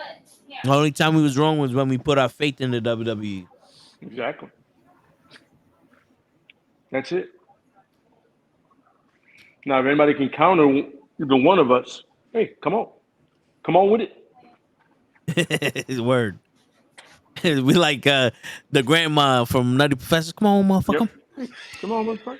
Come on, motherfucker. I'll stab you with Yeah. this shit. I'll stab you. Hey, make a move, motherfucker. Make a move. Yeah. Oh, I could have put that in that box. Shit. Oh. See? Yeah. She found it. I don't know what she found, but she found something. Word. Clearly. And Working here. I hear you. I hear you. No, we hear you loud and clear. Word. Now this shit with Cody. Mhm. They pulled the AJ Styles go do your best Mark Henry impersonation. That was great. It was great, but as soon as I saw that motherfucker in that powder blue suit, I said, my man is Mark Henry in this shit. Oh yeah, for sure. I was like, damn, bro. Like, I get it. But homie, we can't do it. It's too soon. It is. That's some shit that you do in like another 15, 20 years where the generation don't understand. Exactly. Yep. It's too soon, man. And look, if you wanna run the Cena playbook, run it, but run it differently. Because at this point, you're just going copy and pasting right now. No. Yeah. Sorry, I didn't mean to yell. All is well. I was about to say you don't want to Braun Penny. No, I heard. Word. Yeah. Word. You. I thought Darth Vader just found that this girl died. No. Word. I thought she dropped something down the drain or something. Nah, one of my Batgirls fell. Oh shit. Okay, gotcha. Yeah, that is one of those. No. Okay, she's going to pop. It's alright. She'll survive. Hopefully. She will. I got her. I just got her. All right. Like, nah, I just got her. Like, action figure, I got her. Like, just picked her What, up. Comic-Con? No. Like, I literally. Comic-Con's in October, bro. I picked her up and I put her down. Like, I got her. She picks things up and put them down. No, so Planet Fitness, got it. Planet Fitness, got it. Good Planet Fitness reference. I like that. This one here, and we'll put this one here. And then we'll put this here. Yeah, that one's I good. have to realize I have a lot more. No. Move that one slightly to the left. Yeah, a little bit. Just a little bit. To the left. Center it. It's not even. Exactly. It's even. Center I'm it. going to put it over here to the edge. No, just I'm center on it. the edge Yeah. of glory. Everybody's fucking gay. No wonder we never went to What Glow. fucking lyric was that? What the fuck was that? Don't you know? That was, I know what that is. That's Edge's new music. Copy yes, that. No problem. yes, All right. yes. That's what he said when he jumped off the cage. When he jumped off the cage. Yeah, when he didn't jump off, when he like teetered Stepped off off. the cage. Yeah. He stepped off the cage. He did his best Becky Lynch impersonation. Yes, he did. No. What's your name? What's the name of that girl? Shotzi Blackheart. Shotzi Blackheart. Shotzi Blackheart. No vertical. She did the Shotzi Blackheart. He just said. He got his vertical was so bad he's still horizontal. Yep. Yo, when I saw that shit, I said, "What are you doing?" I'm surprised he didn't hurt himself, and then he did hurt himself. I was like, Yeah. Oh, I can't. Wait a minute. I can do this. It's like at that point, it's like, yo, Edge. Why? Why? The same thing with CM Punk. Man. My man literally he came into the Rumble and then he left the Rumble. Oh yeah. Game over. I hurt my tricep. Nigga say, yeah, man, because you made of glass nowadays. Word. What is that? Oh, that's for that. Okay, yeah, that stays there. Yeah, that's the thing that goes there. Stays there. Yeah, thank you. So I appreciate you helping me out here. Look at that. That's the thing. That's a technical term. The thing that goes there. Yeah. Yep. Because it wouldn't be there if it didn't go there. Exactly. So it'd be somewhere else. Yeah, that's right. It'll be where it's not to be confused with the thing that used to go there, though. Yeah. Because see, it would be there as over there as a whole instead of being there as part of something. Yes. What? Who's a hoe? A hole. That's Rollins. A hoe? What? Yo, listen, you married. You can't be talking about hoes like that. I was talking about Naya's hole. The Godfather. Wow. Her hole, you know? Yeah, that night in Bangkok. I need to get. Word. Remember that one? Yeah, that was a night. I gotta get. I come on you come on floor. Thingamajiggies. Oh, where's my lobster? It should be in the tank. Yeah. Careful, because the red one's going bankrupt now. Yeah, careful. Yeah. You gotta go to PR to get the fresh ones now. Apparently. man. Yeah. But I read that somewhere. That's not what Batman All Red had. Lobster got is them biscuits. Fucking Legos. Not the They don't even Legos. got turtles. I'm really missing a lobster. Like, Yo, you better get it before that shit pinches your daughter's foot or something. Them motherfuckers don't play. she got another one. That shit be like, what? Oh shit. You got another one. She'll be alright. She will be alright. Word. All right. I got little Eddie there. Okay. Shit. She got a little bit of Eddie here, a little bit of Monica on the side. You know, Mambo number 5. And King Booker. Yo, but speaking of AEW, Okay. we seen Roosh come out to talk shit to MJF, and I'm sitting here going, maybe MJF shouldn't have took that long of a break because my man's forgetting how to have a cut a promo. Mhm. He's not forgetting how to cut a promo. He's just saying these are the blank spots. Fill in who I got to talk to, and then I'll just say the rest of the shit I've been saying to everybody else. Yeah. Outside of the Spanish, because then he tried his best at chinga tu madre. Yeah, because it's kind of like I'm gonna sit here, I'm gonna yell, I'm gonna curse, then I'm gonna say Vince McMahon's name, then I'm gonna say your name, I'm gonna give you a little insult, and I'm gonna remind everybody I'm Jewish. From Long Island. From Long Island, and he's the best in the world. Like, But he's not. And I'm sitting here, and my boy was like, "Yo, is he?" I said, "No, he's far from it." And I'm just sitting here and I'm watching, and I'm like, "Yo, this is kind of like how AEW is now, just a bunch of WWE references that no one wants to hear." Like, we're over it. I think that's what it is. We've done it so many times that we're just, I can plug in my NES system in here. He is old enough for it. Yes. Okay. Yes. No. We're just getting over it. I'm over it. I'm listening. Yeah. I'm moving a TV right now. Nice. No, but it's true. Like, and then I'm sitting here going, "You're investing so much into Bryan Danielson going into the Owen Hart Cup. MJF is returned, and by the way, in the middle of the show for the next 3 minutes, here goes our champion, Swerve Strickland. What do you have to say?" Well, I'm going to say something. That was good enough for you, Swerve. That's right. Back to the show. Tony Storm's coming out. Yep. That's what I saw. They gave Swerve Strickland just enough time to do nothing, and he's wrestling a champ. He's wrestling he gave a title shot to a man who just lost in Roderick Strong. Yeah. And then Penta's getting a international title shot against the Billy Goat. Wait, I thought Phoenix was getting one. That's what I said. Oh, okay. Penta. But in Spanish it means Phoenix. Oh, okay. Yeah. I speak a perfect Spanish, not the. I'm not the one I do on commentary. Yeah. I throw the baby, right? I'm sorry, Phoenix, I'm taking my break. yeah. I don't get to say it now. Nah, hey, When I Phoenix. come back, I got you. Yeah, you a fucking liar still. You haven't even said it on this show. I said it on this show. I just didn't say You it just on repeated commentary. me on this show. You didn't say it. You didn't mean it. Oh, okay. My bad. You didn't do it with the fucking unlitigated gall. What? Shit. But yeah, Phoenix is getting a title shot, and I'm sitting there going, this is just more throw niggas together. Yeah.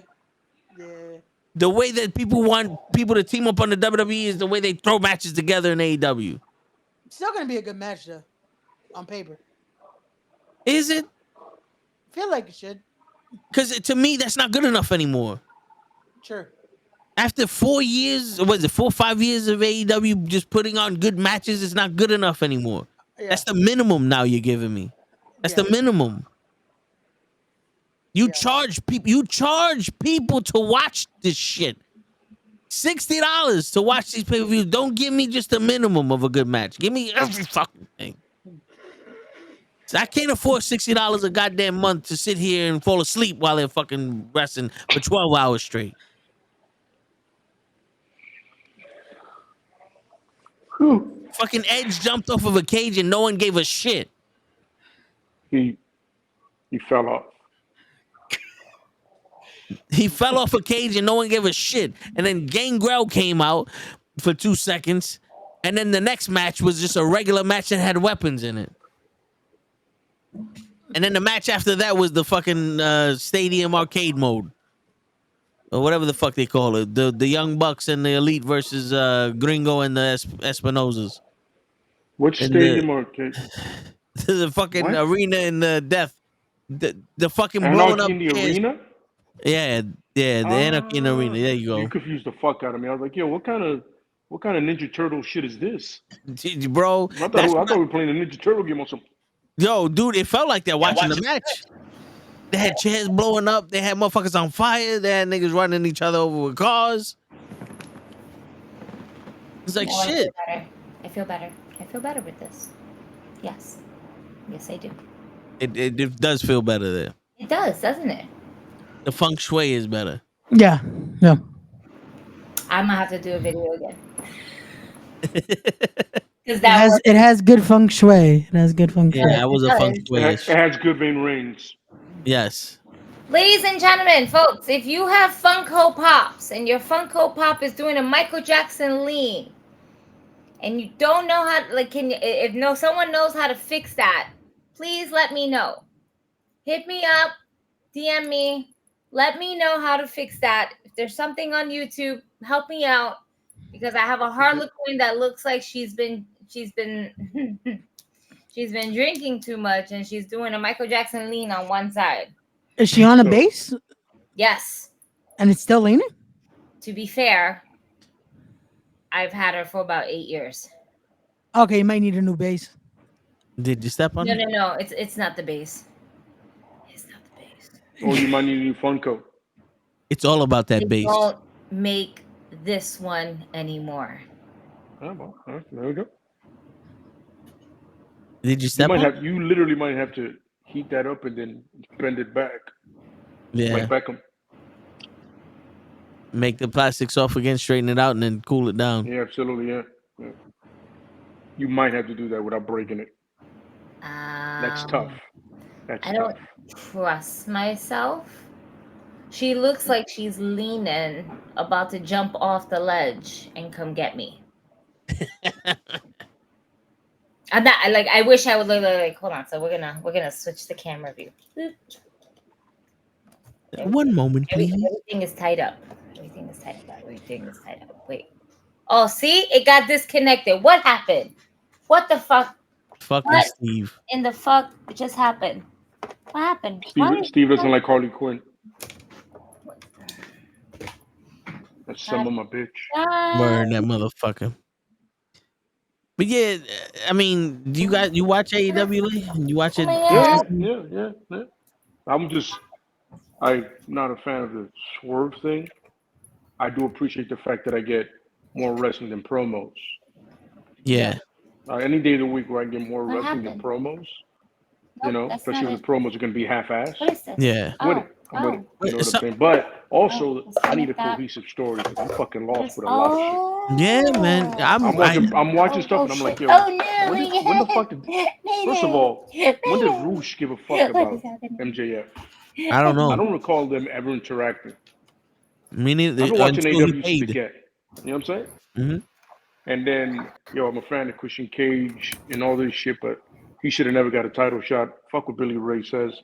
And I got no respect for Billy Ray. I was thinking of 48 Hours. No, correction. No, Trading Places. You know what I'm saying? But you have a champion. Treat him like what? MJF got all kinds of love when he was a champion. Anybody that wasn't black got all the love, and I'm doing it again. Mm-hmm. Yes, I'm going to race because that's if nobody sees it, come on, man. That's the only thing that's different. Yo, look at Big E and Swerve. Look at their title reigns. Is that a different? No, yeah. Say it. Oh wow. Oi. Okay, so this is what I'm going to show you. This is newly designed. That's some Mercedes Monet There we drawings. go. Yes. I wish a I dope can one to zoom move. in, but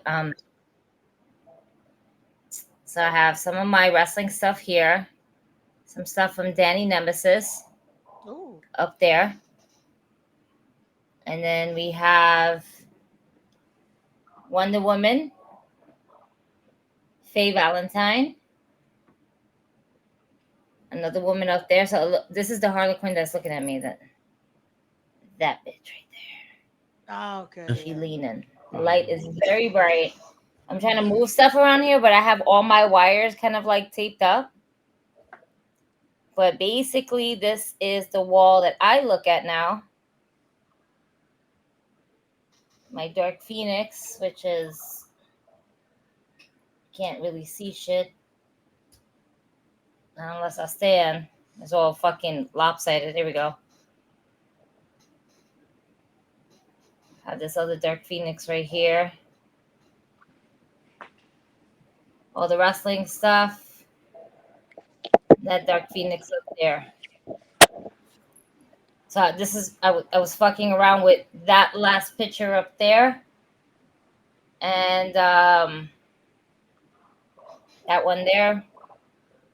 And then and then things were starting to fall down. And then one of those bitches were falling down. I'm hot. Ah, this shit came out nice though. Guys. What's going on, Anna? Fucking pandemonium, man. Nah, that shit came out nice though. There we go. Thank you. Took my time. Energy. We. Jameson. And concentration. There we go. I don't have a ring light for that. So that's what I've been working on for like the last 2 days per se. Nice. I had some of the wrestling, the Mercedes Monet, and the one that I was drawn as a wrestler. I had that in front of me first, where Faye Valentine from Cowboy Bebop, and then where my Dark Phoenix was at. But I wanted to make all of this like, I don't know. I just wanted to switch it up. I had other shit here, but I was just like, I got tired of looking at it. Nah, I hear you. I have so many prints from Comic-Con that I'd be like, yo, I don't have something to put this up. What's wrong with me? Like, man, fuck it. Time to switch. I switched some of the stuff up. The only ones that I did not switch up was one of my Harlequin prints, 2 of my Dark Phoenixes. Like, they were already hung up in this room. I just placed them differently. I'm hot. I did a lot. Look, my hair sweated out. Look at this. It's hot. It's humid. I can't be doing this. I can't be doing this thing sober. I know, right? I can't be doing this thing sober. So let me medicate myself. What was the phrase I used last night, Toe? Heavily medicated? Heavily medicated. He was heavily medicated. I'm not gonna heavily medicate myself. No, I said I was last week. I was that's why he didn't. He can't show up. Yeah. You were gone. Yeah, I was gone. Yeah. The sound of a lighter sounds so good. Yeah, and is it me, or wasn't one of the rules when you did a promo like the unwritten rule, you don't put other wrestlers down? Yeah, because if you're making your opponent look bad, it's like, if you win, of course you win, but if you lose, what does that tell about you? Yeah, because MJF bury your opponent. Yeah, MJF yesterday did that to Okada. He said Okada looked fucking fat and he couldn't afford a gym membership. Yeah, and I'm sitting there like, bro, that's one of the greatest New Japan Pro wrestlers in the world, and you shit on him like that? Even just wrestlers in general, like Okada is still like one of the best. Fucking monster in the ring. Yeah, and that's what you do. Yeah. Yeah. No. See, so MJF's promos it didn't hit. All right, you're coming out with First and foremost, re-debuted for this year anyway, with your Triple H jacket. Yep. And then I know he was coming out in his leather jackets prior to him being gone for so long. But I don't know. I'm still getting like these Triple H vibes with the leather jacket type of thing. You know what I'm saying? Yeah. Agreed. And I don't know if that's what we're trying to portray here, of like when Triple H was out for a really long time and then he came back just all badass. But MJF still has a really bad suntan spray. Yeah.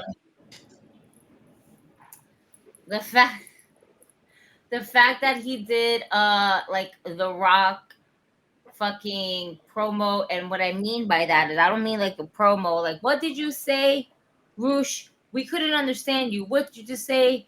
I don't give a shit. Like whatever. Like he just, in a way, like it doesn't matter what you have to say. You know what I mean? He did that. Yeah. And I'm like, why are we not original anymore? What happened? I look like a mess. It's true. Oh my God, I look like You know what happened? They listen to the fans, and the fans want the Attitude Era back. And people are going, okay, I could play Stone Cold. You can't. You can't. Yeah, I can play Stone Cold. I like that. But I can pretend.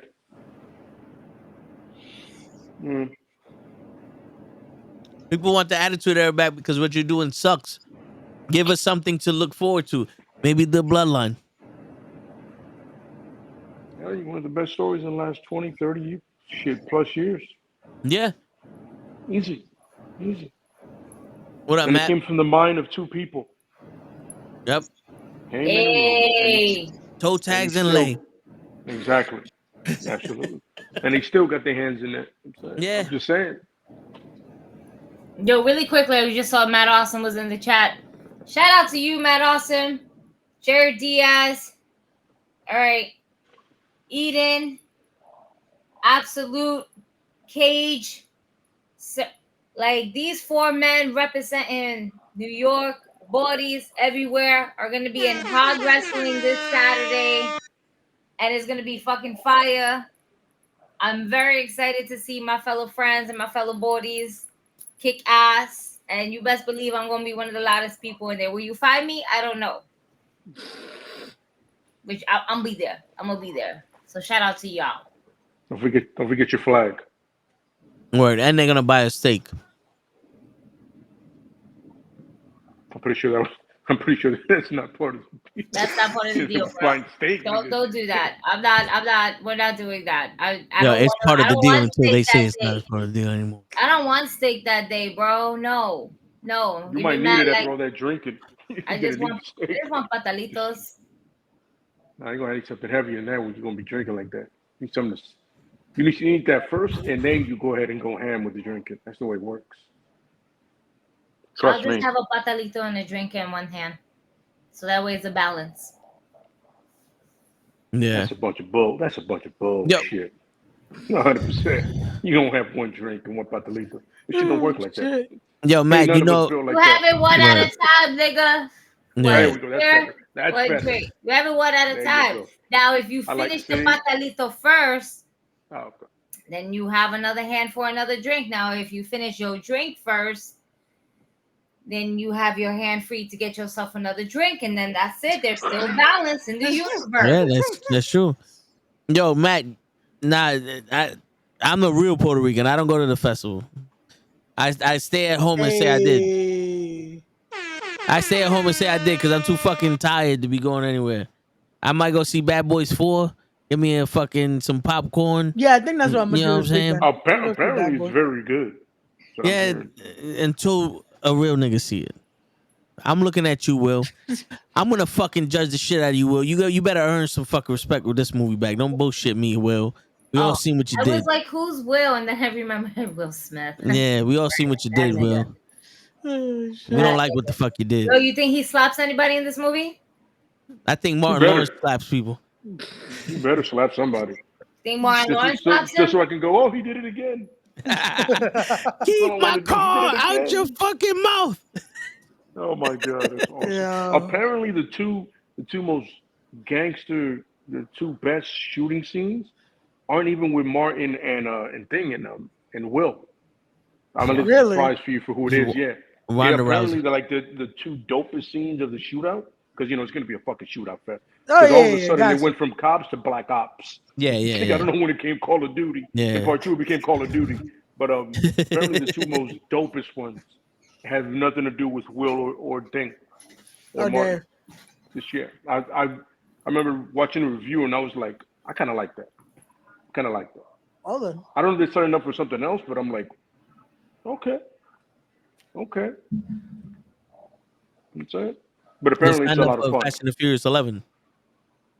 Let's not do that. I couldn't get past 9. Okay. I barely got past 8. I'm surprised you got to 6. No, because 5 was great. I was gonna say it was good till it got to like 7. 5 And was then great. they should have ended it there. The reason I like 6 because at the end of the day, it's still gonna bring in, which they should have been had to transport in those movies. Yeah. That shit only made sense.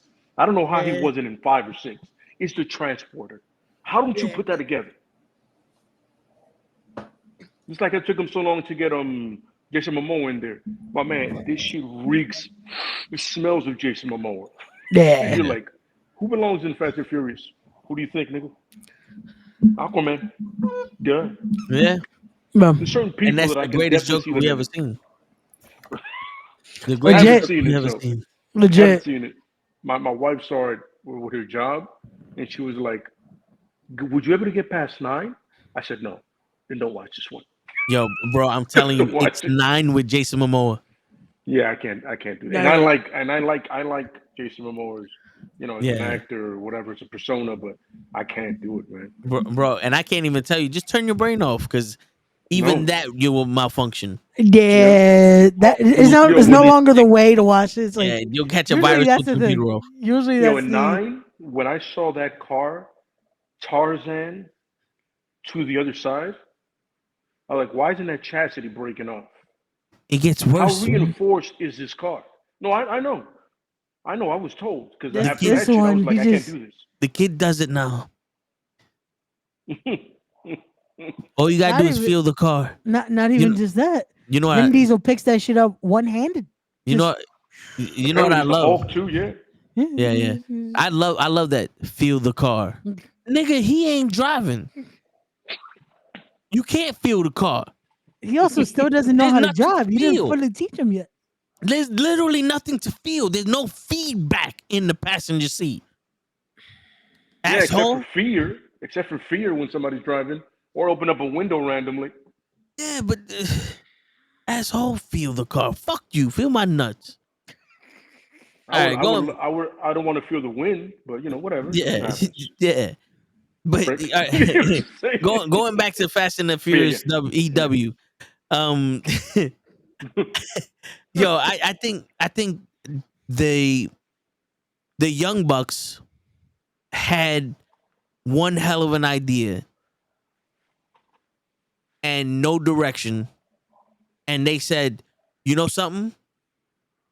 You right. This has no direction. Go ahead and do it.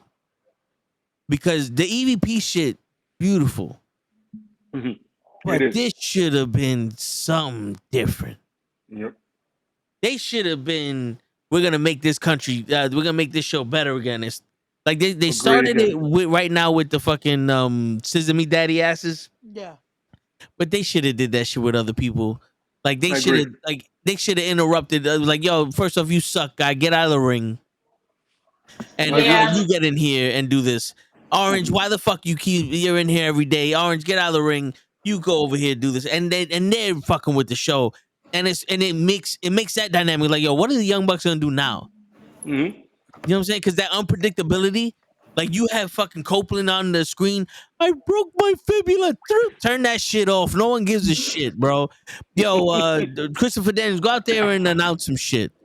Yo, there's gonna be a ladder match. for the TBS title. Good. Now, yo, roll the next match. We got time. We're not WWE.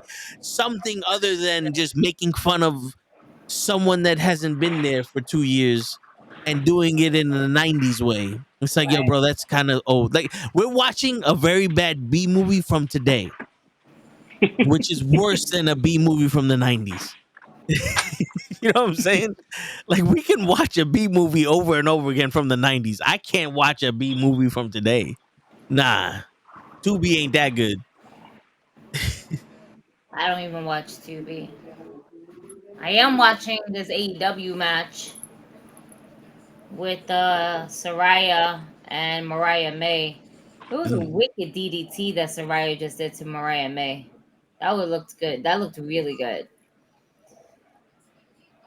That looked bad. That looked really bad. The beginning of that match where Saraya kept leaving the ring and they were like running around the turnbuckle, like that was cool, but it dragged a little bit. Like you did that for a little bit too long. Timing is. I don't know why I appreciate that, because that's that old school heel shit. Yeah. That a lot of the old school heel wrestlers did, especially like your Ric Flairs and then like, you know, your Mr. Perfect, your Macho Man was very infamous for that shit.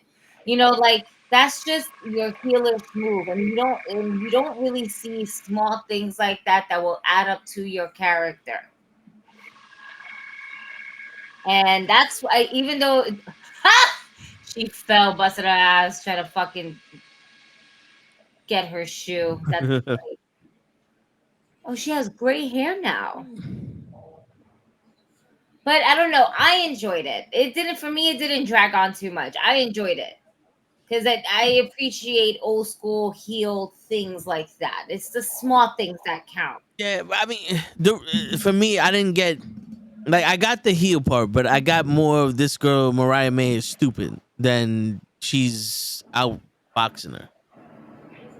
She could have, you know, went in and then like at that third time. Yeah, like. You know what I'm saying? Yeah, at one point, catch on to it. Yeah. Right. Exactly. Yeah, that I can see. So that's really more on Mariah, not so much on Saraya. Yeah. I'm not impressed with her brother. I didn't even notice he was there half the time. No, but like I'm not. I need something to happen. Why are we bumping titties? What is going on? We're bumping titties. Oh, Mariah's the one that puts them to the bosom. Push them to the bosom? Mariah May was the one that brought both of them to the tits. Ah. It wasn't Tony. It was Mariah. Yeah. If I misspoke earlier, then yeah, that's what I meant.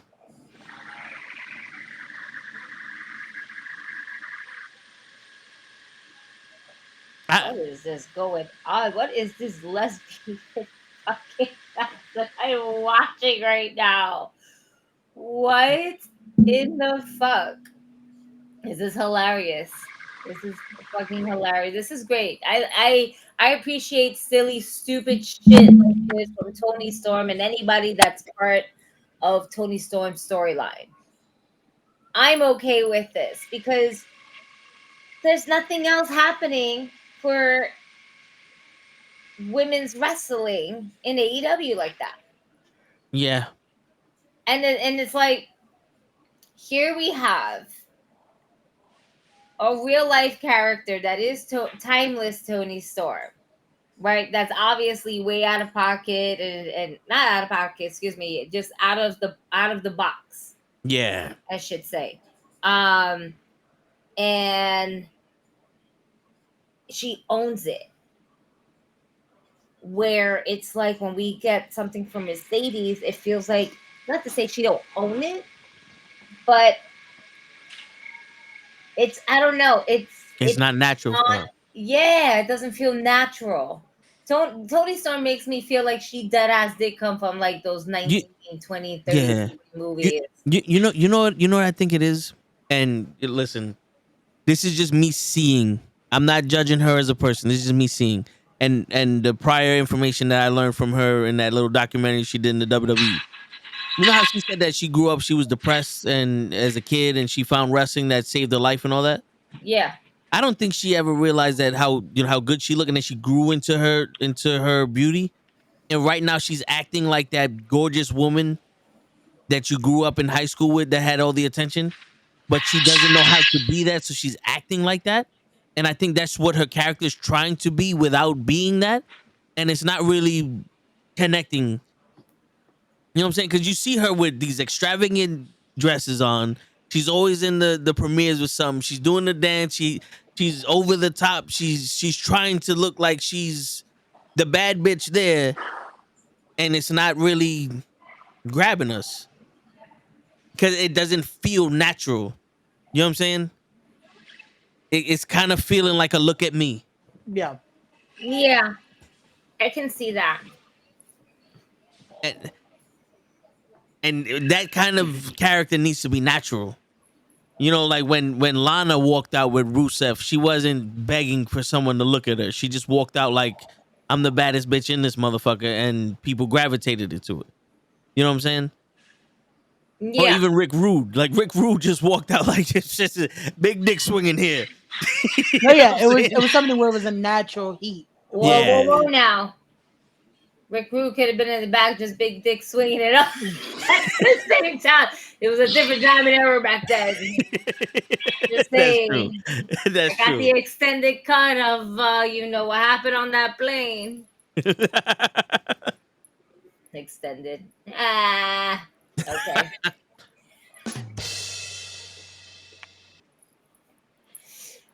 And it was cut, so that means it was circumcised. So there we go. And I don't know right now. And I don't know if they give these wrestlers like talking points, but you notice how every single wrestler that goes to AEW always says this is where you go to wrestle and be the best wrestler. It's like, really? Is this where you go for that? Wait. I want to thank you for saying that, because as I was watching this match, Tony Storm was indeed on commentary, and she goes like this: "Isn't that what it is? AEW where the breasts wrestle." Yeah. I was eating, and she said that, and I was like, pause, rewind, play again. And she said it again. I was like, where the breasts wrestle. Okay, I'm okay with it. And Taz repeated it, right? And Tony Schiavone's like, what'd you say? He goes, I'm just saying what she said. Oh my God. That was great. That was great. I think I rather hear that every week than hear AEW is where the best wrestler. Yeah. Because it's kind of like WCW where the big boys play. That's probably already on the t-shirt already. Yeah. Secondly, and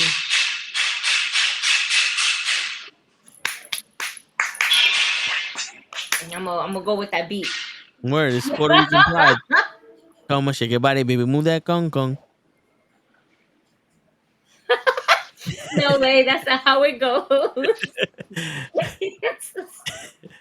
That's where you got your rice name from the song. Oh, that's how they got Kong Kong. That's where they got Kong Kong from. Makes sense. That makes sense. Wait, did you just reference Yep. Miami? Oh my God, you did. He did. Oh my God. It's like a circle. This ain't the first time, bro. This ain't the first time. You said something and I was like, wait, it sounds like a song, but it's not the song. That's why I say, he fucked that up. Yep. I was already confirming it with you because I saw it. I see everything. I was on some. I know the song. I like the song. You know what I'm saying? But that's not how it goes. It doesn't go like that at all. That's not how it goes. See, now they gotta go. See what you did? Damn it, man. You're doing so good. I'm just letting them know. I decorated the room on this side. I got inspiration and dope ass pictures.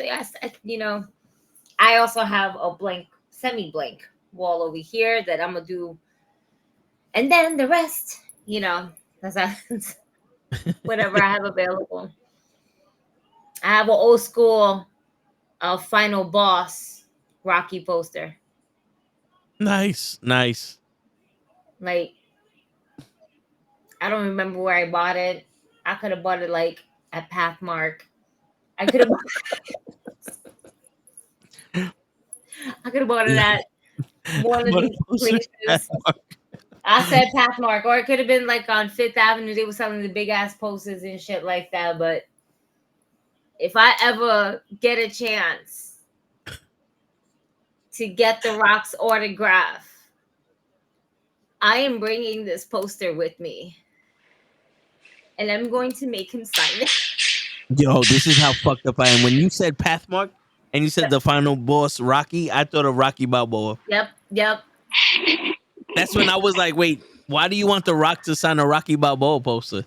And then I said, wait a minute, Final Boss Rock. I got it now.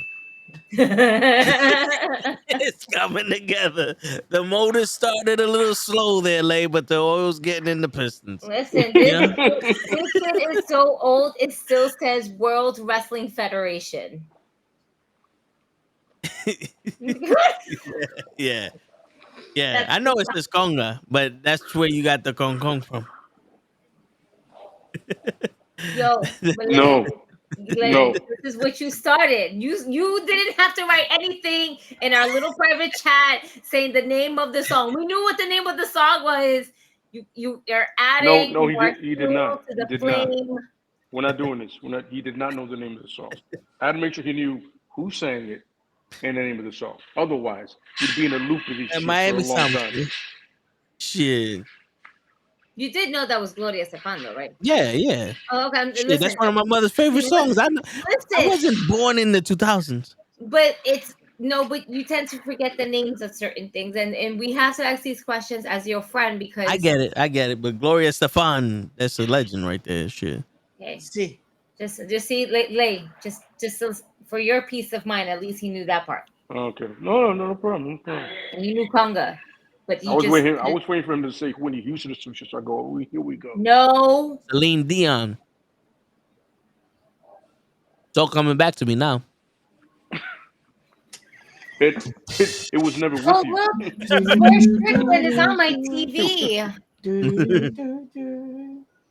Stop. I literally have that whole album. Stop. It is all coming back, man. Fuck you. You're deep and mountain high, niggas. Right? When it's all coming back to me. I gotta stop touching my screen so angrily. I'm just never gonna get anywhere. The shit keeps shaking. Shit. But yeah, the Swerve should have been the thing right now. I hate when the champion gets overshadowed by the returning ex-champ that they have nothing for, but then he comes out and he begs and he pleads for something, and that's more important than the champion. And it's not. Yeah, it's absolutely not. They better not. Tony Khan better not give this fucking shit back to MJF. Well, right now, Swerve. Not from Swerve, man. Isn't the Forbidden Door Swerve versus Oscar? Oscar. Yeah, but tampoco not right now. No. I think it would be a fantastic match and it could go either way. But I do not want Swerve to also lose to a new signee, even though Will Ospreay, we all know the legacy behind him. But it's a new signee of AEW. Yeah. Well, they're doing that for Forbidden Door, though. For no reason. Like. Yeah, this one is a little. They can't really do anything with MJF. And Adam Cole, baby, because Adam Cole decided to go on the road with them, pretty much. Not to say on the road, but he wasn't home recovering. Yeah. and that delayed his shit. Yeah. Adam! I still want that. It's fucking great. But yeah, man, I don't understand. Yo, Max Caster, I was watching him in an interview with Chris Van Fleet. That's his name. I got his face in my mustache. And he was saying, yo, why did you do Shelton Benjamin so dirty? He goes, we don't need Shelton Benjamin here. There's a guy that's not getting any TV time that can do the same shit Shelton Benjamin can, probably better. I can do the same shit Shelton Benjamin can, probably better. And I'm sitting there going, so when you gonna start doing it then? I love these fucking people. I can do this shit better than him. Then start doing it. Yep. The only thing you were the hottest tag team in the world when we went to fucking Grand Slam, and then you became trio champion and fell off the face of the planet. You wanna know why? Billy Gunn. And I hate to say it. I love me some Billy Gunn because it's like, damn. Out of all the members from NWO and DS, Billy Gunn's still out here looking good. Yeah. He is the survivor of the boy bands. All right? Yeah. Of these Monday Night Wars. It's true. Justin Timberlake is the true ultimate survivor, all right, of the boy band wars, all right, between movies, songs. He doesn't even have to do shit. He makes one song, makes millions. Yep. All right. Billy Gunn is there. Billy Gunn is the Justin Timberlake of AEW.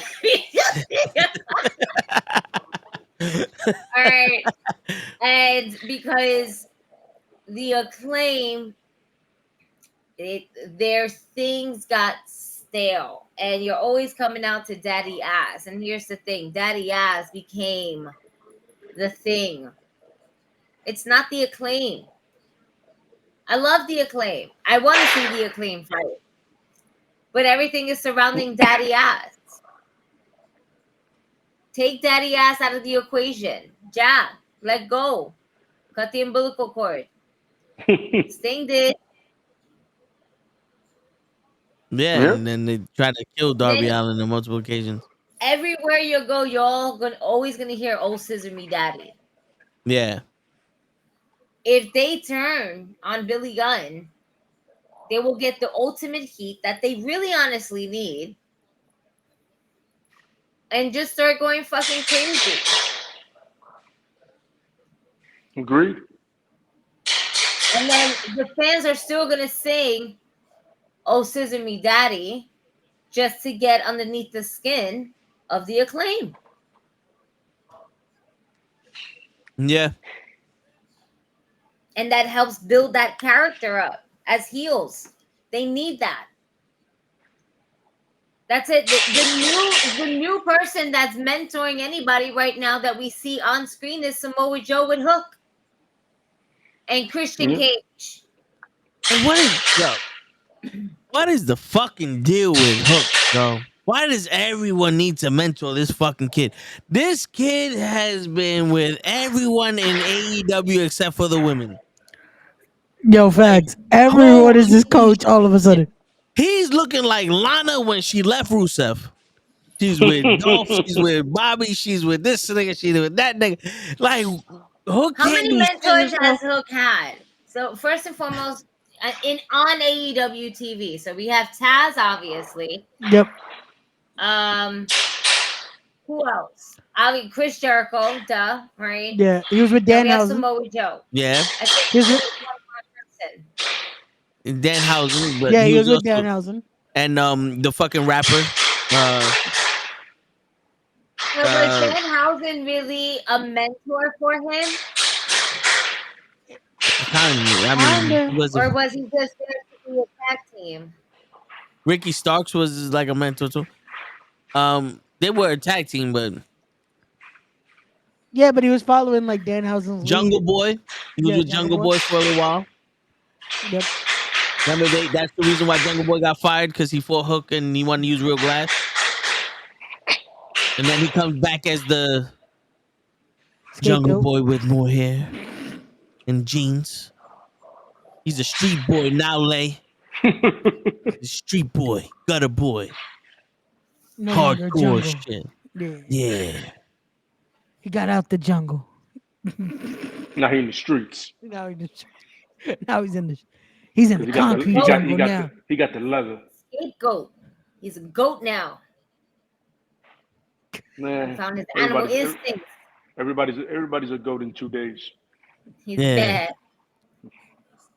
That motherfucker. Oh shit. Shit. Picture in picture. Fuck you. But I appreciate you. I can still watch something. So I have grown to like Roderick Strong's mustache because it adds to his assholeness, and I think it's great. I've grown to like Dominic Mysterio's mustache because I love to hate it. However, Max Caster's mustache, I have not grown to love. It's not for me. It's not for him. I think that the gods need to bless him with a beard instead of a mustache. I think something has to happen. Like he might. The mustache gotta go for me. I'm not with the mustache. He looks like a little boy that just grew it out for the first time. Yeah. Dominic just looks more like Eddie. Yeah. Dominic just looks more Mexicano. Now with the mullet, listen, Dominic got that whole Eddie look back down. He said, fuck it. They all think it's Eddie's. Eddie's my dad. Fuck it. Eddie's my dad. We're going to grow the mullet. I'm going to have enough hair. Might as well grow the mullet. I'm not wearing a mask. Word. And the mustache. Oh, man.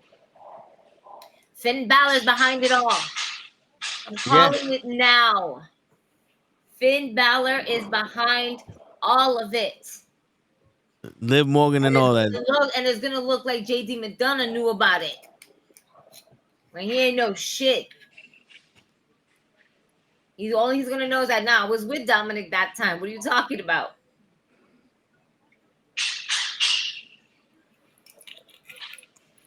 Fucking.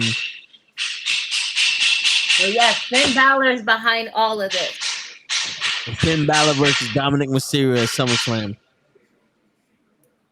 That's just a waste of Finn Balor's time.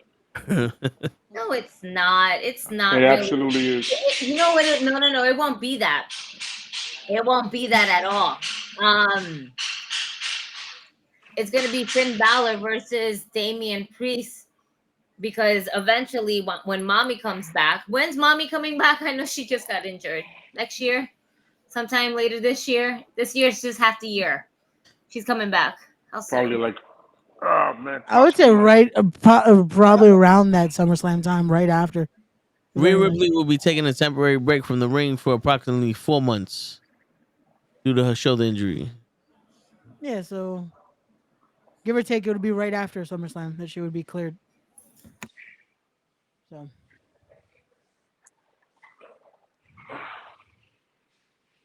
Well, by that time, Dominic will be injured. Well, August will be 4 months from April, and this was in April 23rd. So, yeah, so it'll be right around there. I think SummerSlam is what, middle of the month, if I'm not mistaken. So unfortunately, it is in the middle of the month. Yeah, so unfortunately, it'd be like right after that she would be cleared. If August 3rd. Yeah, so yeah, unfortunately. I feel like she will feel fast to get back on that card for SummerSlam. I know the Mr. Miyagi shit. And it's gonna be Damian Priest with Finn Balor and Mommy versus Liv. And for the custody of Dominic on the ladder. Yeah.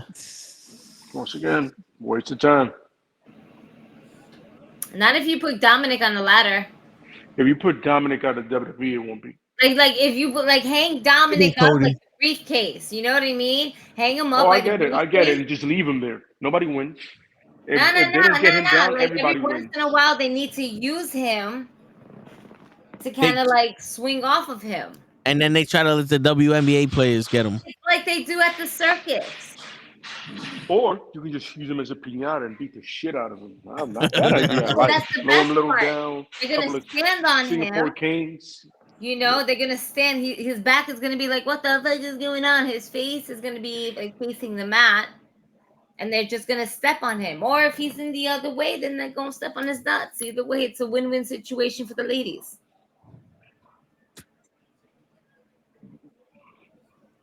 Terrible. Word. And this one's for Kenny. Kick him in the dick. Kick him in the dick. Oh shit. Shit, man. We started talking about Swerve and ended up with Dominic. Yeah, somehow like It's bad. That's bad. You know what No, it is? it's because I was looking at the mustache. That's why he's fighting. yeah. Oh, the Roddy That's why. mustache. Yeah. That's how we got it. I was thinking about the mustaches. My Yeah. fault. No, it's all good. But it's You think AEW has too many champions? yeah. I don't know why they need a TBS and a TNT title. And I'm not saying that the women don't need 2 championships, but I don't know why they need a TBS championship. Well, that was just to please the network, just like with the TNT title. They were like, "Hey, we're gonna do this to show loyalty to the channels." My thing is just the fact that we have a continental title, and then what is the other one? Intercontinental. Like they have multiple. Like why? Why do we have 50 mid card titles? That then it's like everyone has a title, and it's like, why are we fighting for the world title at this point? Look at WWE. They have 2 mid card titles, and one that doesn't matter, and one that's vacated. Yeah. So they have the international championship and the continental championship. There you go. The fuck is a continental championship? That's Okada's title. What? When the hell did they make that? He won it from Eddie Kingston. Eddie Kingston won the tournament. Oh, that's right. That's right. That's when Eddie had 3 belts. Yeah. And then he slowly lost them because he was getting injured. Copy that. I completely forgot about that shit.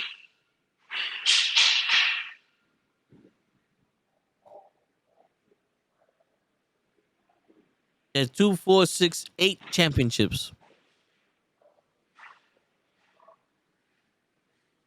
There's 2 team titles, 3 mid-card men titles, 1 world championship for the men, 1 world championship for the women, and a secondary championship for the women.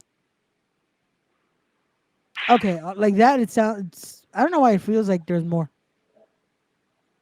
Because AEW, the ROH, the Bang Bang Club has the Bang Bang Club walks around with 9 titles between them all. 9. Why Yeah, 9. Because they have the AEW Trios title, the Pink AEW Trios titles, and the ROH Trios titles. What? Wait a minute. The Pink Trios titles? Yeah, the Scissor Me Daddy Asses titles. Yeah. They turned had into their Pink. own versions. And I guess Okay, see that? Yeah. That is just plain dumb. Yeah. See, that's when they had the nickel titles. Yeah. You know what I'm saying? Back, when they had the nickel plate and stuff, I go, 1 championship is enough. It's cool to see double champs on Roman, but tag teams like, well, your man has 4 titles. Yeah, I ain't carrying that shit through airports. You can go fuck yourself. Yeah, it's a lot. I ain't doing Imagine that shit all day. 9. Well, 3 apiece. Like that's a lot but to have still, bro, your bag. 3 apiece. That's a lot. My nigga, I'm driving everywhere. Yeah. Word. They don't have shit mailed to me. Yeah. That's a lot. With RH, that still sucks, man, to think that they have that company and they're not taking advantage of who they have part of the roster, what they could do with that. Like, I still say give the book to Jimmy Jacobs and Chris Hero. I feel like Jimmy Jacobs and Chris Hero can make that company into its own NXT in a sense. And not like a developmental, but just like it's a standout from AEW. Like you have Ring of Honor under the banner, but it's still a standout. the fact that people are forgetting Mark Briscoe is ROH World Champion. Yep. Yeah, he is. But he's happy about fighting for the TNT title. Yeah. He's a world champion. But he wants to go for the mid-card title. Nope. Like, come on, man. Like, you know what? I'm actually going to ask Alex Shelley about that next week. Like, I want to hear his thoughts on what he thinks about that. Because, like, Ring of Honor was the company. Like, a lot of people, when you think about indie wrestling, it was like, you wanted to make it to Ring of Honor. Because that was the premier place before That's thinking true. about a WWE, before thinking about a TNA at the time, before thinking about anywhere else. It was ROH was a goal because that was where you saw wrestling. And now it's like you see guys just that became dark. It's like you have some guys from AEW, you bring in an indie guy, but it's just to job him out. Bro. ROH used to be the opportunity where someone that possibly is on the indies could get showcased and could possibly win. Now it's like, no, this guy's about to job out.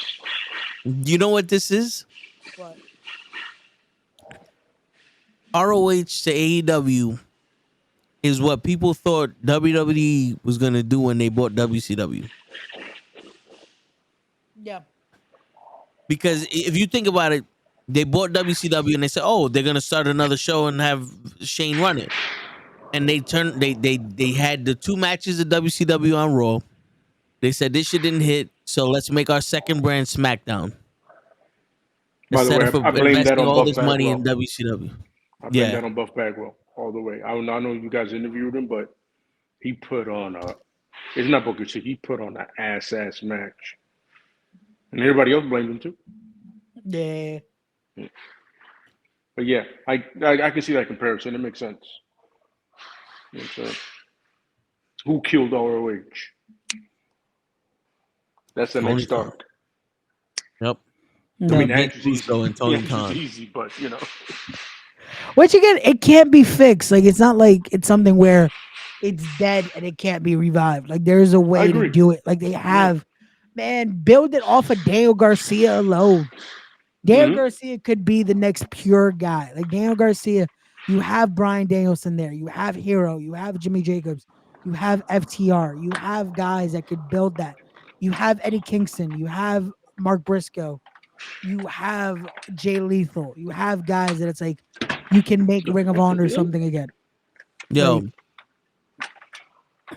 you're telling me they can't find a way to make a storyline where the Young Bucks abuse their power and start fucking with the ROH guys, and the ROH guys are fed up and they fight back and they go into a blood and guts match, and if ROH wins, they take over Dynamite or Rampage or Collision. that would be great. The problem is there is no difference of who's ROH now. But there could be. No, and that's what they should. They It could should be like have, the Invasion, and they should be able to have that. Like the fact that there is no like set ROH roster. It's like, come on, man. Like Matt Taven and Mike Bennett are holding the ROH tag titles. They haven't defended those in a minute. They're just tag champs. now imagine if they took over Collision, and there's 2 brands, AEW and Ring of Honor, and Ring of Honor takes over Collision, and now because of this stipulation, they get at least 1 match during the pay-per-view. Yeah.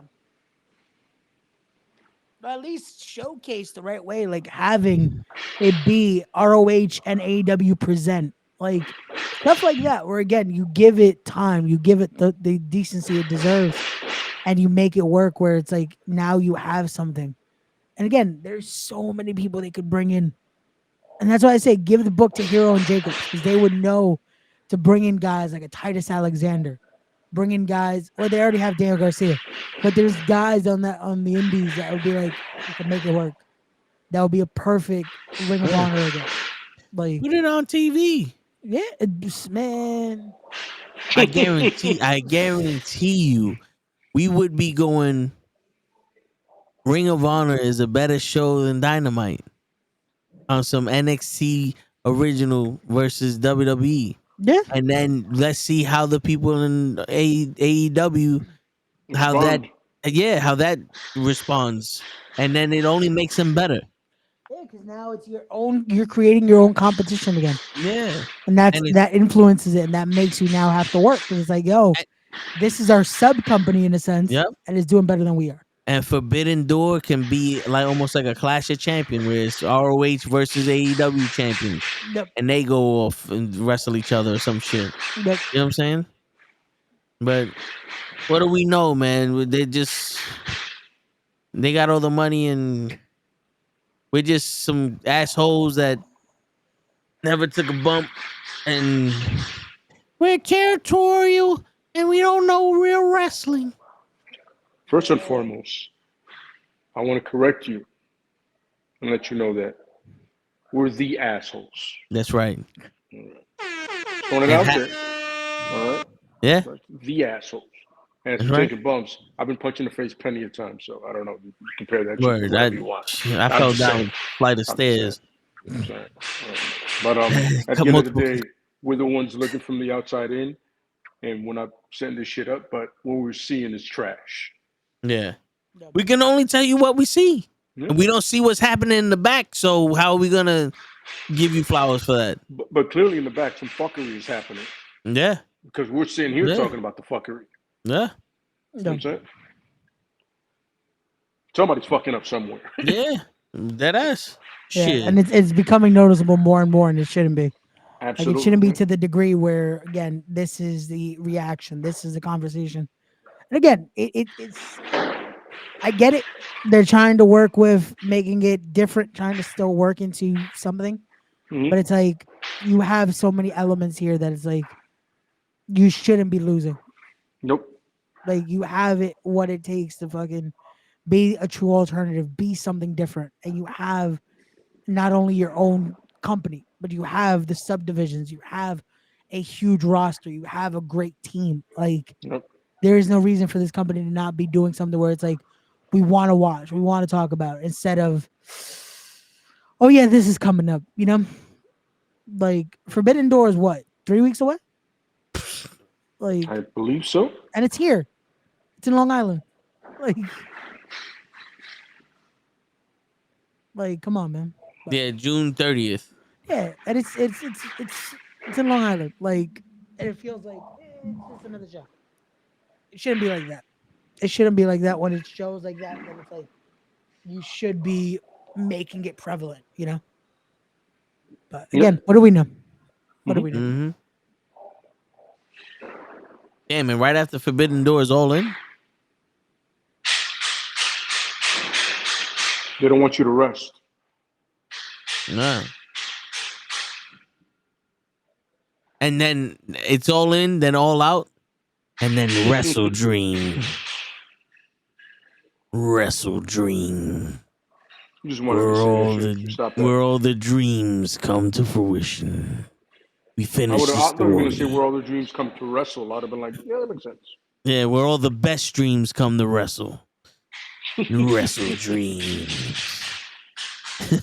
Watch Mercedes Moné, Bryan Danielson, Swerve Strickland in a dream match in Wrestle Dream. Yeah, that reminds me of Super Bowl.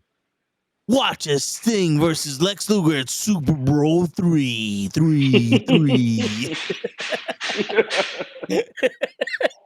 Oh my God. Barry Windham in a golf course match against Terry Funk at Super Bowl 3.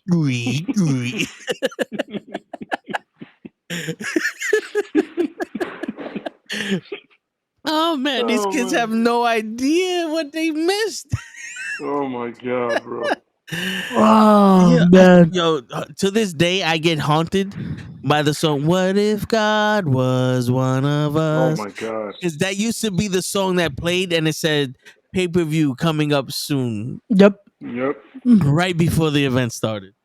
I don't know why that was the song.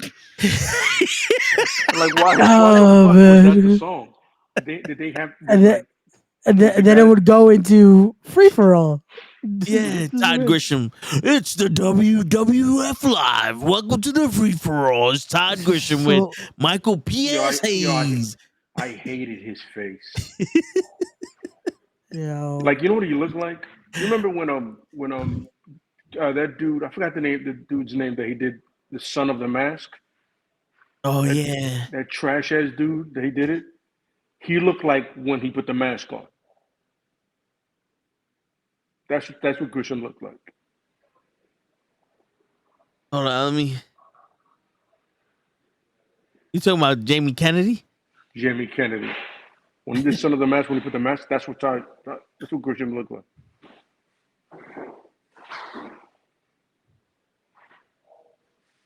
Oh, let me see if I can find a picture of that. Fucking, I couldn't stand his face, man. Ah! Oh, hold up.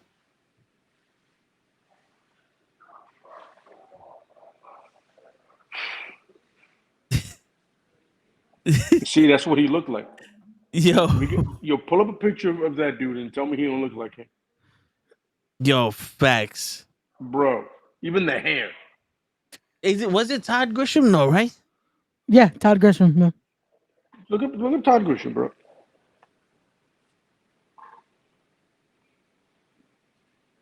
No, it wasn't Todd Grisham. No, that it was wasn't the other Todd. guy. It was the old school guy. No, it was the other guy. Look up in your house announcer or whatever the fuck it's called. Oh my god. They brought him back. Todd Pettingill or some shit like that. Yeah. Todd Petting, is it Todd Pettingill like that? I think it is.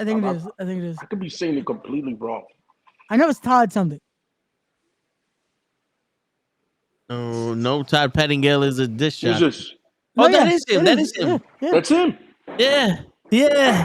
Yeah, look at the other picture. Yeah. Wow. Oh, that's great. They just made the mask tan. Yep, that's it. No, Holy shit. Yo, for the life of me, I could not stand his face, bro. I'd be like, yo, get this nigga off the screen. I just want to watch wrestling. I felt the same way for a long time. I felt the same way for a long time about what's the name of the announcer on WCW? Mike Tenay? Not Mike Tenay. Mike Tenay at least had facts. He was a bald guy. Little fatter, balder guy. Oh, he was in TNA for a little while, right? Yes. Could not fucking. I was like, yo, get this nigga to shut the fuck up. I've always wanted him to get a diamond cutter. So bad. Powerbomb him. Yeah, he was the one that was supposed to add like what Zbyszko added to commentary, but it didn't work. It didn't work. It didn't at all. He wasn't Larry Zbyszko. Like you Don can't. West. No, no. It wasn't Don West. Rest in peace, Don West. Yeah. Wait. It wasn't him? No. No, it's not Don West. He's bald. Oh, so the white guy. That's like he's like a skinnier white guy that's bald. I think he kind of look like Horace Hogan. Yeah. Yeah, a little bit. He looks more like C.W. Anderson, actually. Going back to C.W. Anderson.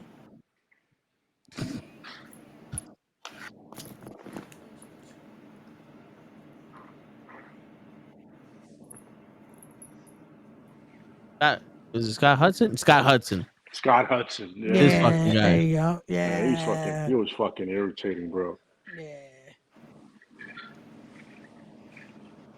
I forgot David Pesner was for them too. I only remember him from TNA. It's crazy. Oh shit, that's right. Yeah. Well, when they were dying, they changed a lot of it. He looks like the guy that spreads the conspiracy theories. Yeah, he does. Yeah. So, what is it, Jones? They're poisoning our water. They're trying to mind corrupt us. Then now he has to sell off his house in order to pay for his bankrupt shit that's going on now. Yeah. They saw that. I saw that nigga crying. I was like, I don't think I've seen something more beautiful in a long time. Word. He being a fucking nut. He being a douchebag. Fuck that nigga. Piece of shit. Yeah. Yeah, I could have, between the Son of the Mask and that dude, I was like, fuck both these niggas, man. You know, I used to hate Mike Tenay. Really? Really? Because like he knew all the moves. Like he knew his shit. Yeah. But the one thing he cannot do was sell shit. If he did an interview with somebody, like he'll be in there with Andre the Giant. Andre the Giant grabs him, and the motherfucker act like he ain't afraid of him. Like he'll fuck up Andre the Giant. Get your hands off me, you fucking piece of shit! Don't you fucking touch me! I'll kick your ass! I'll do it. And it's like, what? Yeah, Mike Tenay was he was very analytical. He was the play-by-play. I was like, bro, you do know that your shadow will fuck you up. Yeah, that is the main thing. Like, especially if your commentary, you sell like you're a bitch. Like that is supposed to be the thing. Like even if you were a worker, once you're behind the commentary booth and you have a headset, you no longer know how to fight. But big ups to Corey Graves. Did you see Clash? Did you see that last show? No, yeah. When he stood up to Logan, that's why they started teasing it a bit. No. Logan Paul was gonna attack Michael Cole, and Corey Graves stood up and said, "I can't let you fuck with him. I can't let you touch him. Now you're going too far. Go do your match before I fuck you up." Yeah, they're teasing it a bit. Didn't they also fucking mention out there that that Corey Graves was eventually possibly going to do like a in-ring? Yeah, that was like 2 years ago. Yeah, like 2 years ago, something. But like I heard that. Like I heard that he was training to do like possibly in-ring work. So he still might be like trying to take the bumps if he's needed to. Like good old JR, good old fucking Jerry the King Lawler at the same time. Like he would be that announcer that would possibly take a bump if things go that way. You know, like wow, he just attacked it and now he can attack Corey Graves. Yeah. Corey Graves. I think Corey, the thing he's subsequent to concussions. Like Corey, I think he's lingering for one more match at least. Like so that's a wait and see if they will allow him, because I know he's cleared, but it's like the Samoa Joe thing that it's like doctors are clearing him, but WWE's doctors aren't clearing him. You know what's happening? Right. They're waiting for Neville to sign with the WWE, so that way him and Neville could win the tag team championships under Sting. That's right, Kofi. They can win the titles again. One more time. Word. You like that little throwback, huh? It's funny because that's the one place Pac is never going back to. I can't believe that. Bop on them. He was on some. Word. Literally left, took a plane and bounced on some Tony. He said, "Mamba out." Coming back. Keep your shit. Keep your fucking money. I'm going somewhere else. Is he rushing all of a sudden? What the fuck just happened? He was English. He didn't take his time though. He was rushing to get out of there. No. He like it's funny. He was like, "Yo, I'm out." Between him and Tony Storm, I think those were the best exits I've ever heard in my life. Niggas hopped on a plane and bounced and never came back. Oh, and Nathan Jones. You gotta be shitting me. Surprise, motherfucker. Yo, do me a favor, man. I'm wondering how I ended up in this situation. You put your hand down, bro. Don't ever throw the one up, bro. Come on, look. You're a Cody cunt. You're a Cody cunt, bro. No, you're one of the Cody cunts. Man, get out of here, man. You want him to finish your story. You finished it. How happy are you about that? Yeah, how happy? Eat your fucking food. Know what you did? I came to eat with y'all. Dre, what's up? Yo. What's good, bro? Lady? Soul Ties. Fuck you, Mama Webble. What? Wow, that's crazy. I like the way Toe Ties gets that. Meanwhile, I got at him. This moment that he knew he fucked up. Shit. But you know what you got to. You know what you got to put. You know the one you got to put. You know what you got to do, Toe. Yeah. What you just said is one of the most insanely idiotic things I have ever And all you heard. did was enter At no the room. In your rambling, incoherent response, were you even close to anything that could be considered a rational thought? Everyone in this room is now dumber for having listened to it. I award you no points, and may God have mercy on your soul. I love that part. He said, "I want you no points, and may God have mercy on your soul." Word. When God That's literally one of my all times. And then Billy Madison goes, you could have just said no. Like, damn, nigga, you don't have to do all that. I want you to understand how stupid it was what you said. Like, everybody's stupid here now because of you. Anytime somebody send me some dumbass shit, I send them that back. I'm doing some like, yo, this is what I thought of what you said. You go, goddamn, nigga. May God have mercy on your soul. Yo, you know how much you got to be on some nigga. You should have never said anything. Your word. Yeah, fucking room smells stale as shit. What the fuck is in this room stale like a mother. I hope my fucking charger don't smell like this afterwards. Holy shit balls. So what's been going going on? It smells like plastic. It's fucking plastic in here. I forgot. I just had like Mass Street niggas just, riding down the block and shit. Yeah. Can't swerve at that track because they'll kill themselves on this little narrow. Did you barely drive straight without his Did they swerve? Not even as a joke. You have open road, like, you woke up, nigga. No, on this one, you're like, that's it. It's yeah, over. you fell off a cliff. It's over. Over. Yeah. Yes. So, Show, what do you think about wrestling, man? We was venting all day. Wait, get your shit off your chest. Show was venting all day, We had some here and there, but Till was definitely venting. Yeah. I feel wrestling's getting stale right now. They gotta pick it up. What's been going on? I'm getting bored again. This is not how it's supposed to be. Y'all disagree with me? Yeah, enjoying wrestling. What's up? No, I was laughing because in my head I was like, I need that in a complete sentence. Because you started breaking up. From you. That's wild. I'm bad. You started breaking up, but you was chewing. You was like, wrestling's getting stale. Yeah, they gotta step it up. Stale. They gotta step it up. I don't know. They getting. I'm you bored. Sound like a kung fu movie. Come again. I fight you. I'm like, what? It's terrible. But what's stale about it, Show? Say it with your fucking chest. Bro, the storyline. Say names. Show pictures. All of the storylines. I don't know any of them. There's no storyline in the AEW that I can remember. Oh, MJF is back. MHS too. MHS too. Yeah, we signed him. We signed him. MHS Ray. We got him. Signed him. We just signed him. Yo, Diamond Championship Wrestler got a lot of signees today. We surpassed AEW years ago.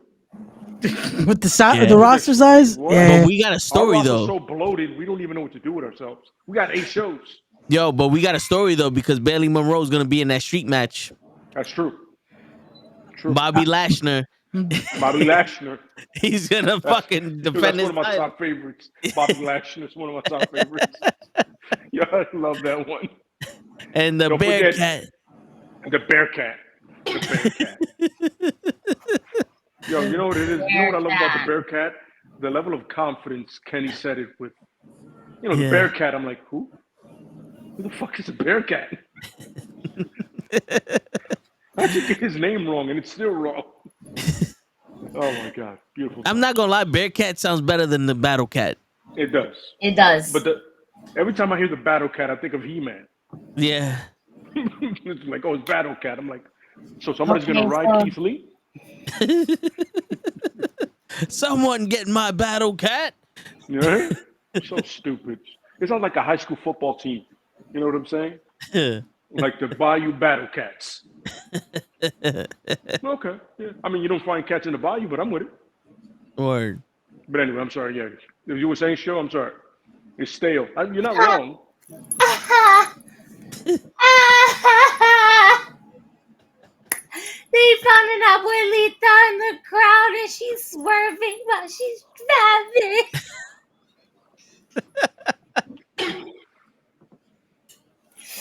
No, but where she got the MJF fucking scarf on where you can't do both, mommy. Somebody help her. Let abuelita swerve, man. Let abuelita swerve. Oh Word. man, Word, why she's cold. I wasn't ready to see that. They just paid her good all money I to see is swerve. Swerve going up to somebody like this, and I'm like, okay, it's one of his boys. They got the camera. And it's... Oh, and props to Swerve for rocking the Warriors gear on the last pay-per-view. That was dope. Yo, facts. That was fire. Yeah. Was I remember somebody God. somebody in some comments said the Pirates of the Caribbean. I go, you're a moron. Shut up. Don't ever speak again. I wasn't You don't know ready shit, for you idiot. that. Word. You're a fucking idiot. All right, now I'm gonna put on to NXT and see how far that takes me before I cut that shit off. I just want to watch it for Ethan Page. Yeah, it's funny. I can't remember the last time I completely seen NXT. It had to be way. Ready? I watch it. I watch it, and there are times where I walk away from the TV because I can also see it from my kitchen, right? Yeah. I have like a view from my kitchen to my living room, so I can see it. But you would not catch me sitting down watching it from beginning to end, through and through, without getting up or anything like that. It doesn't hit the same the way it did when it was black and gold, like the original black and gold. But yeah, it's still watchable. It's still watchable in my opinion. I still like it. I'm still enjoying it. What are they doing with Brian Pillman's kid? Lexus King. I'm sorry. He's just a heel. Did you just call him a street in New York City? Yeah. Okay, copy that. That's what they have here, dude. So you remember in WCW where they had the Cajun guy, Lash something, or something Lash? Lash LaRue? Lash LaRue. The Cajun, his literally his sideburn was an L. Once you said that's the first thing that came in my head. Yeah, and he has a sideburn similar to that. That's funny then. Yep. So you're not far off. Somebody saw that and said, yo, let's just drop the last name and give him that guy. Yep. But he's not Cajun. He's not Cajun. Well, he has a little bit of a twang to him. He has a little bit of a twang. I mean, he kind of looks Cajun, but Lash LaRue was Cajun. Yeah. And his whole thing was yes, bon. Keep the party going. Yeah. Or let the good times roll. Correction. Yeah. Okay. Tell me part of the Raven, the flock. Then he dropped the party gimmick for a bit. Remember, then he became part of the Filthy Animals. Yeah. He was Lieutenant LaRue, wasn't it? Or Lieutenant Lash? I think it was Lieutenant Lash, if I'm not mistaken. Lieutenant Lash. If I'm not mistaken. Giving ranking to people that have never served. I love it. Hey, WCW, man. Vince Russo as at his finest. Where the big boys play and get paid. Yeah. And a sheet amount of money. Yeah. Oh, man. Awesome. So, does anybody watch Level Up? What? The fuck is that? I said Level Up. Wait, is that a new Kung Fu movie or something? Apparently, it's a WWE product. Oh, I've been trying to watch that shit that's on Roku. That's supposed to be like the new Superstars, but it's NXT technically. Nah. Yeah. I'm just currently watching NXT, and no, I don't have time for all that wrestling. Like, I need a break, and there's no break. I can't. No. Give me something worthwhile I'm trying to watch. catch CMLL, but I can never find a good channel for it, a good thing for it. I'm just happy that I see Jordan Grace on NXT. Yeah, that's gonna be fire seeing her compete on Sunday as well. Yeah. This opens the doors. This opens the doors to a lot. NXT, where it says NXT NA. Yeah. So this is different. It's dope. That was creative. You said just put the NA on the back of that. There was. I remember when everybody was like, "Oh my God!" I go, "She came out in the Rumble. Am I the only one that saw that Rumble?" You might have been. Like, yeah, she's back. Duh, she's a champion. Word. Make some regular burger on there. But this kind of shows like what that partnership is going to look like, possibly moving forward with TNA and WWE. Yeah. It took long enough. Could have been had this shit with New Japan. Could have been had this shit with so many companies. Vince was just such a cunt. Thank God he ain't there no more. I know what I'm saying. It could have happened before. Allegedly. But according to the chat, that's what it was. According to the chat, he's barred from WWE headquarters. Yeah, I've read that whole thing. I was like, barred from the headquarters, the gym that he built. That's crazy. He built the gym. They were like, nah, nigga, you good. You can't come. That was the same gym in those videos Punk posted he was using. Yeah. I remember that gym because I remember that was the gym where he trained when he was gonna wrestle Stone Cold. Yep. That shit was hilarious. Really? Like WWE, like that shit, all that shit was a shrine to Vince McMahon. That's all that shit was. Say, make me a gym for me. We can't have any women's hanging on the wall. You can't rape them. We can't do that. Word. What? No, not that part of me. The wrestler. Oh, got it. Yo, you know what they should have did? They should have made a gym, the same gym from No Holds Barred, and had that dude. Rip said the worms aren't good enough for you. Word. Rip said, and then just had him train there. Why does that make sense? It does. He shouldn't, but I'm with it. Yeah. That would have been. Yeah. Oh my God, that's awesome. Shit. That's great. But yeah, I mean, we hit the 12 o'clock mark. Ray's falling asleep. GD's in another planet right now. Why'd you have to put me out like that, man? Because I'm about to put out. Show just got here and he's already asleep. He's chewing asleep. I lasted the stream this time. Yeah, Show's the only person I know to catch the itis when he's ordering food. I didn't know that was possible. It's all good though. Remember, everyone that is watching, we'll be back tomorrow with the Toe in the Show with Ray, and the extended title because anyone shows up now, so you never know who's gonna show up. Word. And we'll be talking some real shit tomorrow. We got some videos in the they archives to discuss. To you. Yeah. All these motherfuckers out here lying to you. So we'll be back tomorrow. And Toe, take us home. It's your friendly, and on that note, Show, don't interrupt me. And on that note, it's your friendly neighborhood knucklehead signing out. Peace, everybody. See y'all tomorrow. Hey, you make me miss the. And on that note, Joe. Yeah.